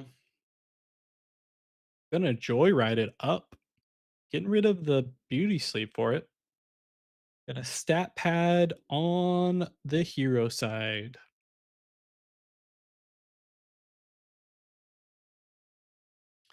So at this moment, it doesn't seem possible. Maybe Nico has some removal I'm not aware of. And they're gonna joyride. Joyride, and they are gonna keep on going on that hero side. So it'll be interesting. Oh, and they were did wait on their second tree. I hadn't noticed that before. So they could still try to go for that hero side. The fact that they added stats due to the joyride makes me think that they may still want to try to get the 2-0. It would be in a pretty good spot to do so if they still had that Flamel available, but they don't. They do have the stats that they need on the Mage Dancer in order to draw a card. Bottom Afanis in the form of this Nico is just running off of Moth power at the moment. It's a full Moth power day, stacking up on the Moth IRA.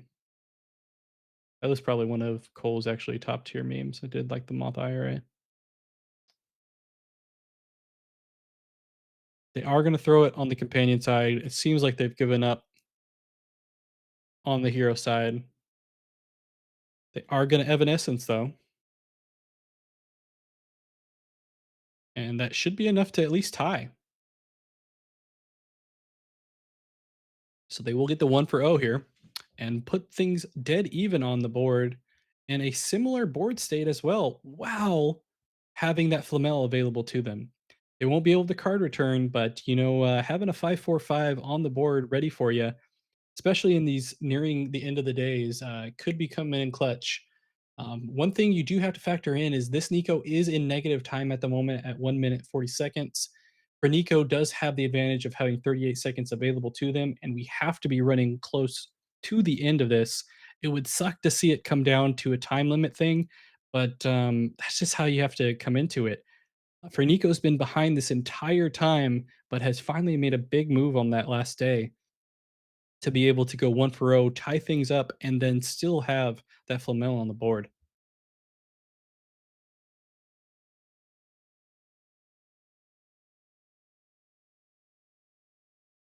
So we get the exhaust play getting going here with the Rhyme Frost, Conjuring Seal being played by the bottom of Faunus, trying to dig for more resources. They may just not have the characters. They were running entirely on Moth previously. Looks like they're going to stack up on the companion side to try to go for 1 here. They're going to have to play fairly quickly because we're getting to the point of both players getting into negative time, and they are trying to move fast here with the Spindle Harvester play. Question is does BGA decide who the winner is here? Stats are being produced by both players. Looking good for Fernico on the top of Faunus, I'd have to say. Previously, I thought that bottom of Faunus and this Nico is going to take it, maintaining a lead fairly well. But Fernico hitting the right cards, getting some good removal, and putting themselves in a spot to go to the sixth and final round and maybe become one of the top players here on this AWOL weekly number 8. 3 minutes negative time here for this Nico at the moment on the bottom of Faunus. We will see a Joyride being played, getting rid of a Conjuring Seal. Cannot play the Evanescence removal. Have to imagine they're going to try to get as many stats as possible to try to draw things on that Mage Dancer for Nico on the top of Faunus. They're just going to start us off with a Sneezer Shroom, though. 3 mana left for this Nico, 4 for Frenico Rico. Neither player has been kicked out yet, which is surprising. They are cumulatively close to 4 minutes over time. 1 card left for top of Faunus of Frenico. 1 mana left for the bottom of Faunus. Could be another Beauty Sleep. We've only seen 1 thus far. They only have 1 card in deck. We will see a mana moth to a flame rather coming off here. We'll produce a moth and then a moth due to the 2 trees that hadn't been exhausted yet. So even if we do see a beauty sleep pop up, we're definitely not in the situation for the bottom of Faunus to be able to take the game.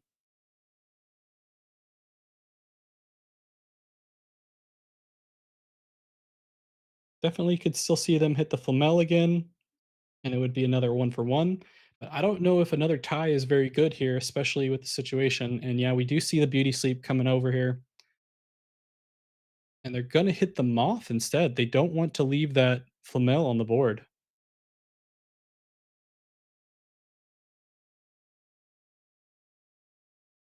So, 1 for 1, back at it again, both in the middle. Both players on negative time, though. Not sure if this is gonna be resolved or not, but, would be difficult. Nico is currently in the lead as far as on board advantage between the Moth and the Sneezer Shroom, but, bottom of Faunus and this Nico is currently ahead as far as hand advantage. Nico gonna opt to not mana this time around, can't be too surprised there. We may have to deal with a beauty sleep from the bottom up on us here. We will see a mana from the bottom up on us. Interesting. 13 mana to the 12 from the top and for Nico Rico. Both players playing extremely quickly, and we will reach the tournament maximum time. Would have been great to see how that one turned out. But because of the time limit, it looks like for Nico will take the victory. Was behind the entire time, had a little switch around 2 days ago in order to get ahead or at least stay even with Nico, but, time limit reach for both players, and I don't think it was a situation from either of them, playing too slowly. They both were playing fairly quickly to try to get the game in, but, just wasn't doable. So, that should be pretty close to the end of the Swiss round number 5. We'll go ahead and head back and take a look. Let me get some water.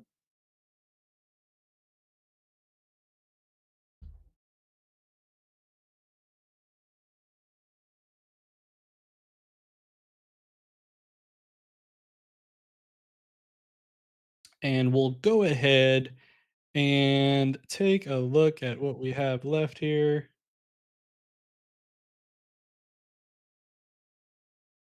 Down to Swiss round number 6. It is, in fact, the top 4 of this setup thus far. We have Kokechu, Padrino Descartes, Frenico Rico, DSL, Woolits. I'm glad you all enjoyed me butchering names. I did my best. But yeah, so 4 players, 2 of them will come out on top with undefeated records and gain the victory here for the AWOL Season 3 Monday Weekly number 8. I am Blue, also known as Blue Oak TV, on all things including YouTube. I am joined by Halua. Halua, say hello once again. Thank you, Halua, for that. Anything else to say for the people before we get over to one of these games? Well, well, well, Oh, well, well, well, dang it, did well, Kybara take over your well. mic again? Of course he did. Either way, let's get into the games here. Let's go ahead and take a look at table 2. We just watched Ferniko win on the Afanis, and we'll see what this other table is up to. It will be another Afanis gameplay, this time against the Tasia player that, we had just watched as well. So, day 1 was a unique Honest in the form of I get anchored from reserve. At dusk, if I have one or more spell boosts, you must return a spell. And then we do get to see the Tolarian Skater play from the Tasia that we saw earlier as well.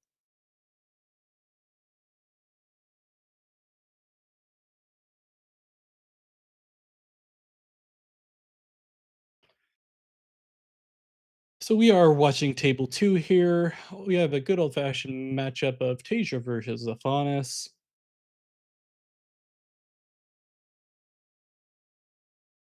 I'm glad you can understand it, Gus. I although I appreciate Halua's input, it's just hard to. I don't speak gigantic Leviathan. We do have the Tasia doing what they did previously in round 5, getting some setup after going at least one advance by throwing out the Moon of Bastion. We do have the bottom of Faunus running common magical trainings, which is it feels like we've seen a lot of rare magical trainings in a lot of these Faunus decks thus far. So seeing a common one makes me think they're trying to prioritize some other rares. So should be interesting to see what they do with those, and we get to see both of them played. And just a 1 for O here. but they do get the boost that they need on the Spindle Harvester to order return one of those magical trainings.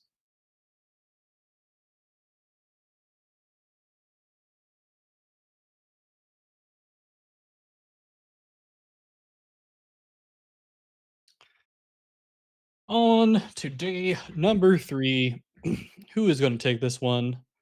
Muna with who won their last game in a, situation of just keeping their entire board up with 2 unique uniques that are able to just cycle things and spindle harvesters.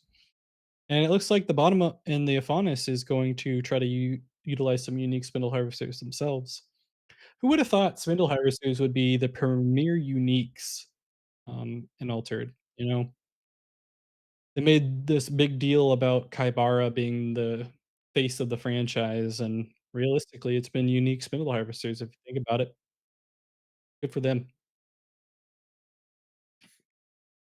I'm out of water now. Good thing it's the last round. Um, we're gonna start off here strong with a aloe vera play into an anchor to try to get some more resources. That is one thing that the Tasia player was lacking a little bit in the previous setup. Stopped at 6 mana and literally never went past it throughout the entire game because they just had so few resources, but they were able to set up the uniques to where they didn't really need it. But it could matter here. And we do see a second unique spindle harvester coming out for the bottom of Faunus. I don't know why I'm saying bottom of Faunus like this is a mirror matchup, but gains anchored from reserve when I leave the expedition zone. If I have one or more boosts, you may return a spell from reserve to your hand. Definitely can do that here. Uh, oh, it's going to beauty sleep the aloe vera. Good play. We'll get the boost that they need. We'll be able to double advance. We'll be able to return 2 cards here, I believe. Yep, between both of these spindle harvesters. So both of those spells will go back to hand. Both of the spindle harvesters will go to reserve, but I'm not sure the Aphanis minds because what, just one? I thought it was both. Oh, when I leave. So now it'll get the other one. So one of them will go to reserve, get the other one returned. Good times for everyone. Good setup for the Aphanis. Doesn't even need to stack cards and go behind. Just get ahead and stack cards all at the same time. Who needs it? Looking good for the Faunus player. Unfortunately, not so much for the Tasia player. Hasn't seen any of their uniques yet, it doesn't look like, whereas the Faunus has seen 2. Was a big factor in their previous win in last, Swiss round. Faunus does have a lot to work with here, though. Can essentially just go 1 for 1 for the rest of the game and be able to take it and maybe even sneak out a, second 2 for 0. The, Tasia does have to worry about that beauty sleep popping up again. It will cost the Aphanis a little bit extra with the tree being out there, but I don't think they might mind entirely. There's no way that the Tasia decides to stop at 5 mana here, right? I know they did it at 6 mana before, but they had the unique setup. Yeah, okay. Thought they were considering not doing it. That would have been pretty crazy. That Halua telling me there's no way. Either way, we do get a resupply of the aloe vera going into a sow, which will allow next character to gain a boost. As is tradition, we get the 1 cost spindle harvester coming out. It will get a anchored from reserve. So supportability coming out here, and it will be the unique spindle harvesters that we had seen before. It will give it enough boost at this point that will automatically be able to anchor that aloe vera. So coming in clutch for them there. God, I want more water. My mouth is so dry.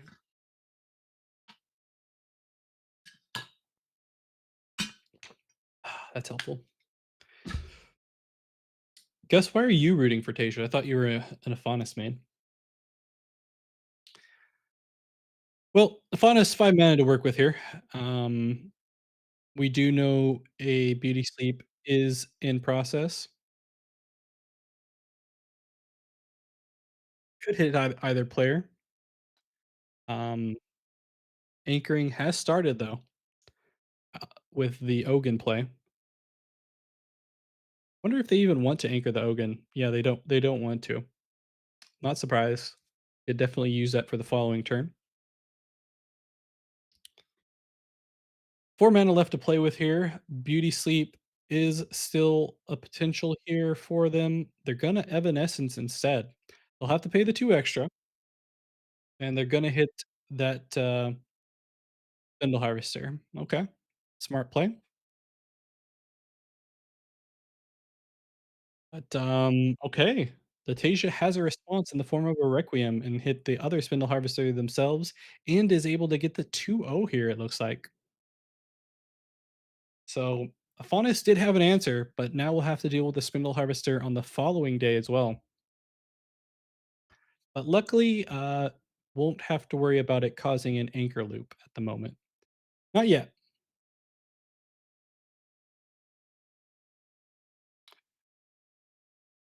but, is able to return that Requiem because the Spindle Harvester that did leave was a When I Leave the Expedition Zone one, so that is one of those scenarios where I've definitely talked with the Keelan guy about it before, where you'd prefer that When I Leave the Expedition Zone opposed to an At Dusk Spindle Harvester, which won't typ which wouldn't typically be able to return that spell, and the, Afanis opting to keep the Requiem, I mean, the Evanescence opposed to the magical training, just to kinda threaten that Spindle Harvester that we see from, the Tasia.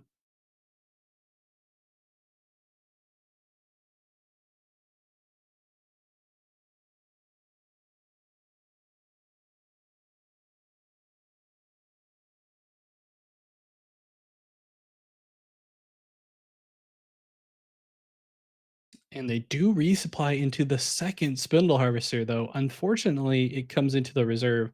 I'm not sure that's what they wanted, especially since it can get targeted by cards by like that Evanescence. That would essentially just let it be useful for one setup here. It will get 1 boost. It is the one that only needs no, it is the one that needs 2 boosts. So it still needs 1 more boost here in order to start looping, which it can get from the Ogun. So the question is does the Afanis want to immediately try to get rid of it before it can start anchoring that aloe vera, for example?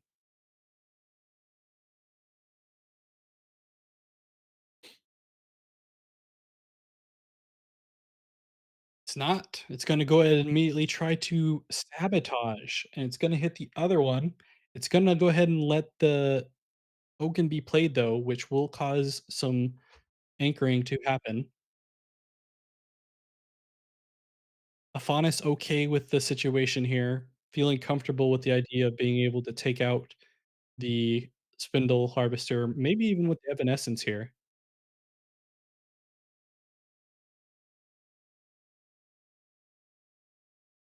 Have to pay extra for it, of course, but it does prevent the anchoring loop from happening at noon with the, Moon Bastion.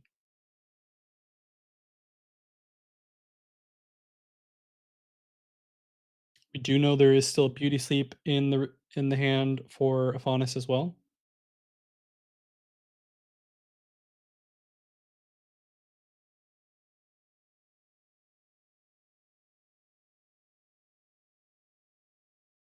A lot of options here for the Afanis though, so maybe there's something else that they have in mind.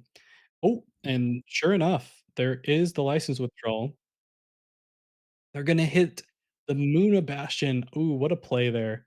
And so with that, they can still play the Evanescence as well here too, and it will be enough stats on the Tooth Fairy to be able to get a 1-0 advance.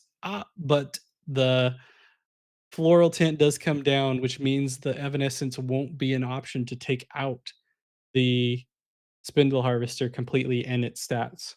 So big play here from the Tasia. We'll go ahead and just throw down the setup here with the Studious Disciple, and they could still target the aloe vera if they want. Would allow for at least a one for one. Tasia could throw more stats on the board if they want. They are going to with the so. think this is just to confirm things, just in case there is a removal that comes up from or a sleep scenario with the beauty sleep, which makes sense for that. They could still beauty sleep, yeah, they could still beauty sleep the spindle harvester. They're gonna beauty sleep the aloe vera instead, okay. Opting to take the one for one here. They won't have anything that returns cards, though. And they still have 1 mana, so I guess they could beauty sleep again and maybe even get a 2 for 0 if they have it. They have the beauty sleep, they can sleep the spindle harvester and then, advance, but they don't have it, okay. So, they're gonna go ahead and let that happen, 1 for 1, maintaining the lead on the board this time around. A lot of interaction there, license withdrawal pretty big in this scenario, getting rid of the Muna Bastion that's been preventative for the Afanis to hit these uniques, has gotten rid of at least one of them with sabotage, has to deal with the second one. I don't know if there is a third. I think there is because both of these had 2 boost requirements, and I'm pretty sure one of the Tasia's uniques had a 1 boost requirement for one of the spindle harvesters, so they could still be digging for that 3rd spindle harvester to help them loop a little bit more. We do know that there is an Evanescence available to the Afanis in hand at the moment, and they will be first player, so they can immediately get rid of that spindle harvester, who no longer can immediately start the loop chain coming from the Moon Bastion at noon.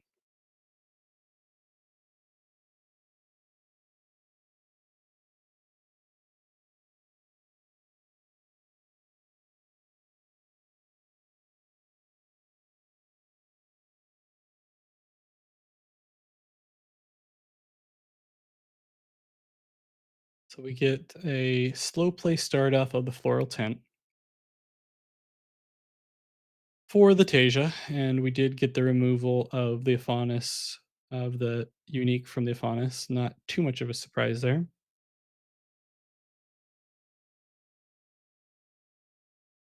We will see the category Mage Dancer come out finally. I don't think we've seen that one yet this game.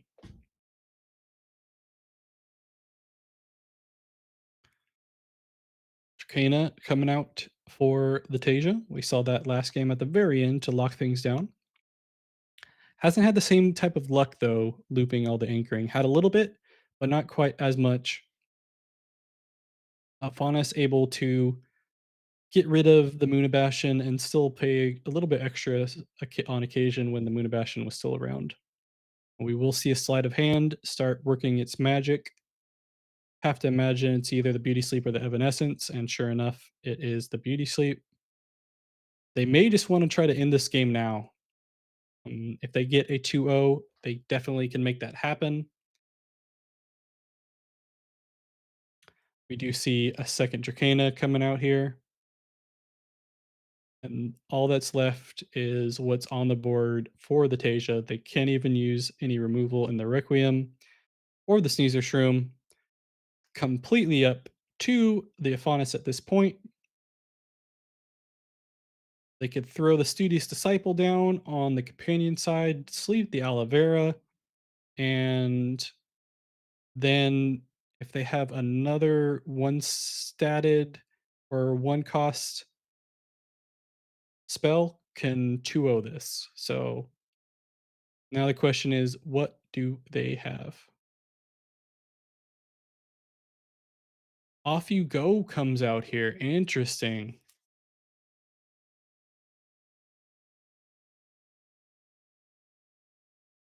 So Floral Tint prevents the Off You Go. Pass from the Tasia.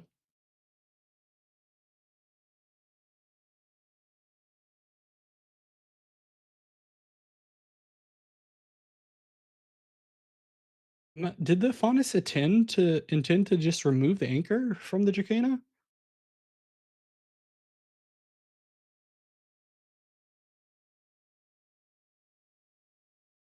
Not sure. Either way, Beauty Sleep does come out here. and it will go ahead and target. Either way, it should be enough for a one for one here. They didn't have the what they needed in order to get the two for o with that off you go, but so we'll put the Tasia not in the worst spot, and it did cost the Afonis pretty much everything in hand in order to make it happen. They do get a lot of counters on the Evanescence, though, in case there's anything bigger that they want them to deal with, and get a draw for the Katagiri Mage Dancer. Almost would have preferred just to off you go the aloe vera and let the Tasia advance on the hero side, so that way you could get rid of the floral tint, but maybe they have something in mind here. That's what I thought, Gus, but it seems unlikely at this point. I don't know. Maybe they just really wanted the Dracana to not be anchored and have to deal with a stat, them stacking up on that side. Either way, it does seem like the Aphonis is still a little bit in the driver's seat here. They have the interactable with the beauty sleep. They don't have to worry about a tree, and was able to draw based off of the Katagiri and Mage Dancer, which they also can play next turn. I do believe the um, Tasia did have a little mouse, if I remember correctly, or maybe that was a different Tasia.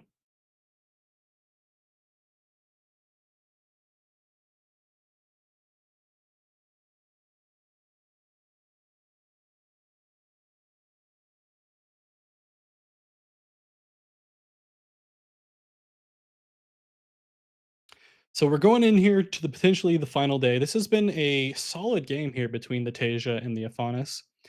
Tasia had their opportunities with their uniques. Faunus got their uniques early though, and was able to get an advantage off of it. But Tasia's still making it a game regardless, despite losing two uniques at this point, as well as their Muna Bastion, which is definitely integral to their setup.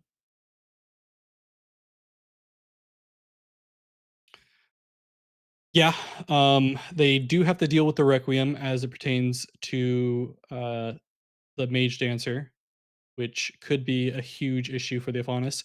But we've also not seen the Aphonis play anything too crazy as far as characters. We could I feel like it's still a possibility that they could get some good Moth play with Moth to a Flame, or even with Nilums. Nilum would be huge here for them. But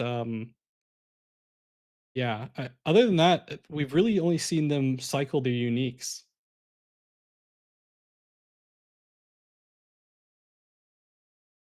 Both players are really low on resources.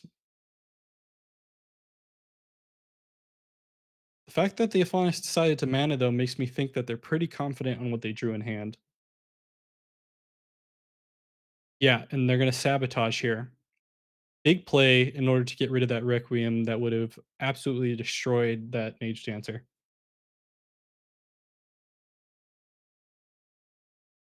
Yeah, and only a Muna Druid left here for the Tasia, which means in all likelihood that'll be game. GG's to both players though. Um, was a fun match to watch. Both had their ups and downs. Yeah, great character to find, like you mentioned. Beauty Sleep is going to come in here,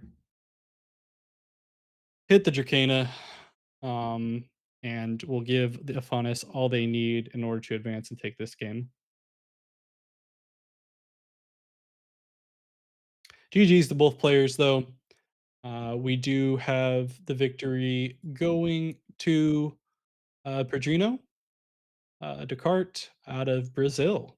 So sorry if I'm mispronouncing that, but Brazilian player showing up for the funnest players out there and taking down the Tasia player who had a great match themselves and had some fun uniques. Let's head on back and see if we can catch any of the other games or maybe even the top table. If not, we'll be able to see who our other undefeated player is at least.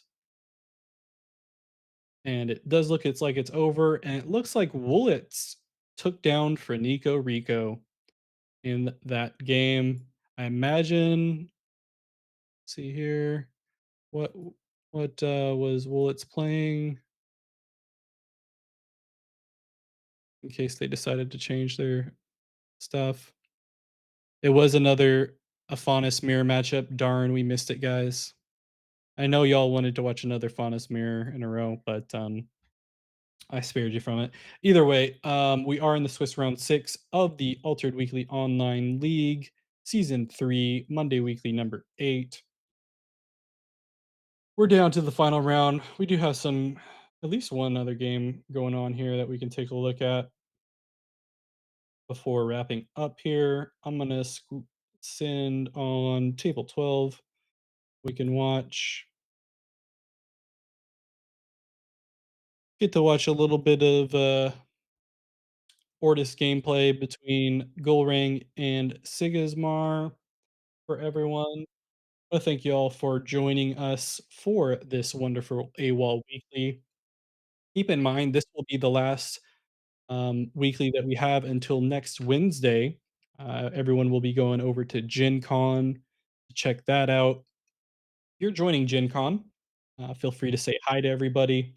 Would be great to have you. I do want to thank everyone that has joined us in the chat thus far. It's been a great setup here between myself and my co-caster Halua, very special guests um, for the setup. This game, we do have two Musketeers on the board with actually Goreng in the lead at the moment, and Sigismar running out of a lot of resources with 3 Ortis Spies on the hero side and 2 cards in hand. So despite not being behind to take advantage of the Musketeers thoroughly, we do have the Goreng player maintaining a fair advantage at the moment. Yeah, I appreciate that guy trying, you know. You got sometimes you just gotta say hi to the important people, and if you wanna be more important, just do better, right? That's all there is to it, and, a guy trying will say hi to you, promise. Either way, lot of tokens on the board for the Golang. Guy trying, what are you doing at Gen Con? Are you participating in anything in particular or just everything? Golang will take the 2-0 here to take the victory over the Sigismar player. Golang going nuts this time around. And we'll head on back to see what other games we have. Stretch. Enjoy the moan. Head on back. I want to thank my co-caster Halua here. Halua. Man, I am out of it. Halua. You think Halua likes Kalua? Like get a mudslide going? Either way. Round 6 still. We do have the top tables done, but we can watch one more game, I think, to wrap things up here. Are what's left of these games.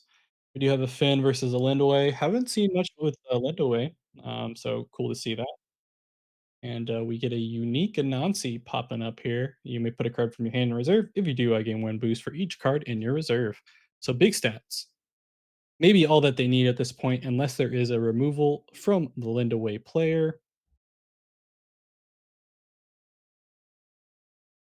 Do they have it? Could also have what they need in the form. Oh, there's the removal.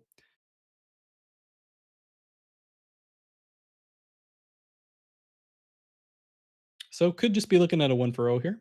Still 3 mana left though for the Lindaway. Could be trying to throw something else out there. Could have a Moth Lantern, pay 1 extra to get Maw out there. Anchored coming out for the Hatter. Not sure on what they're trying to target. Did they forget? Did they forget they can't anchor their other Hatter? They're gonna have to anchor an opponent. Yep. Or maybe they just didn't want the Chrysalis to leave. Who knows? Get a Mana Moth. Linda Way still could throw a Moth Lantern down on the board, they don't have it, and it will just be a 1 for 0, and we are dead even on the tumult to decide who is going to take this game. Look at all those cards in the reserve for the Finn.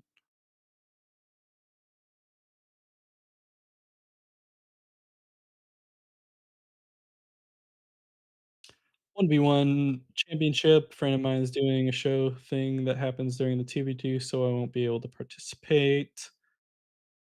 Doing a bunch of other random stuff, and we'll probably do some pickup altered stuff. Yeah, it's crazy to think that someone else would wanna do other things at Gen Con other than altered. How dare you, a guy trying? It's almost like it's a convention for a lot of other card games and just fun as a whole. I'm just gonna go there to work like an idiot. Just kidding. Either way, we do get to see that Sap Duende pop up again. We saw that earlier on. Was a big interaction, I think, in that, Tasia matchup that was in Swiss Round 5, able to swap over the cuddly corgi stats and guarantee a win. Yeah, what can you do? Some yeah, some people just aren't as big of fans, you know? They just fake fan, just bandwagoning this entire time on Altered, trying to pretend like you actually like the game, but you're just gonna go to whoa, shit. You're just gonna go to Gen Con for something not Altered associated? Crazy. Sap Duende coming out here, get some drawing going, doesn't really do anything else at the moment. Been just trying to find something for them here. Maw finally hitting the situation. We get a unique Dorothy Gale. You may sacrifice a character. If you do, you may send to reserve target character with hand costs 4 or less, and I gain 1 boost. So it's going to go ahead and sacrifice that Chrysalis. Be able to produce a Moth, get Maw up there, and get a boost on the Dorothy Gale with 5 Mountain, which is going to be super helpful to block both the Finn and help them advance. Does put them in a situation where they are at the mercy of the Finn, though. Question is, did Finn run into anything in that Saptawinde? The Linda Way kind of planning at this point, based off the Saptawinde play, that maybe they didn't have anything. They can play both of the cards in the reserve. Still won't be quite enough to advance. The Anansi is helpful, though. Wonder if they have enough based off of what's in hand at this point. Um, Inkcaster, that's enough to at least advance on that side.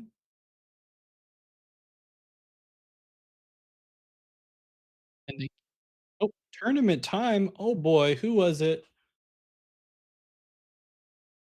Oh, looks like Lindaway loses with that. That's unfortunate.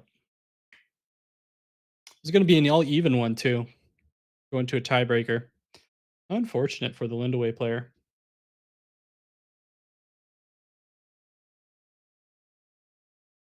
As the Finn takes the victory there, that will be the end of the folks as far as Swiss round 6. We'll take a look at the final breakdown so we can see all of the winners and the losers and the rankings.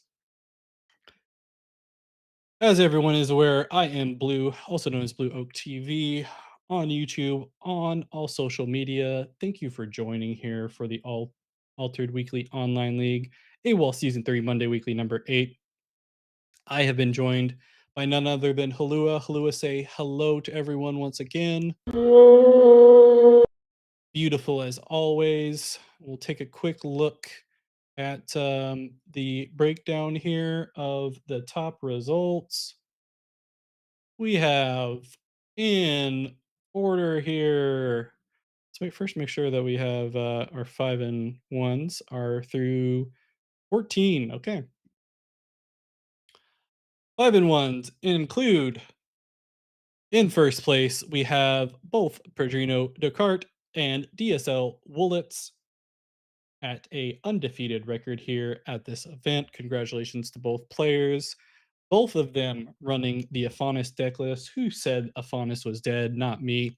Coco Chu In third place, KNP Tibet Chu. I'm saying these horribly. Fourth place, TCA Trotar.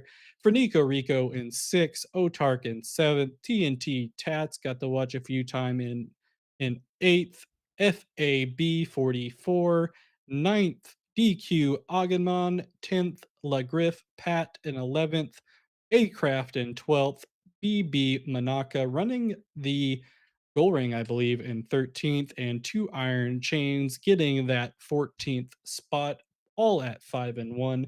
Congratulations to all of you folks. It's been a wonderful AWOL Monday. I'm glad I've been able to be here, joined by my co-caster, um, Halua.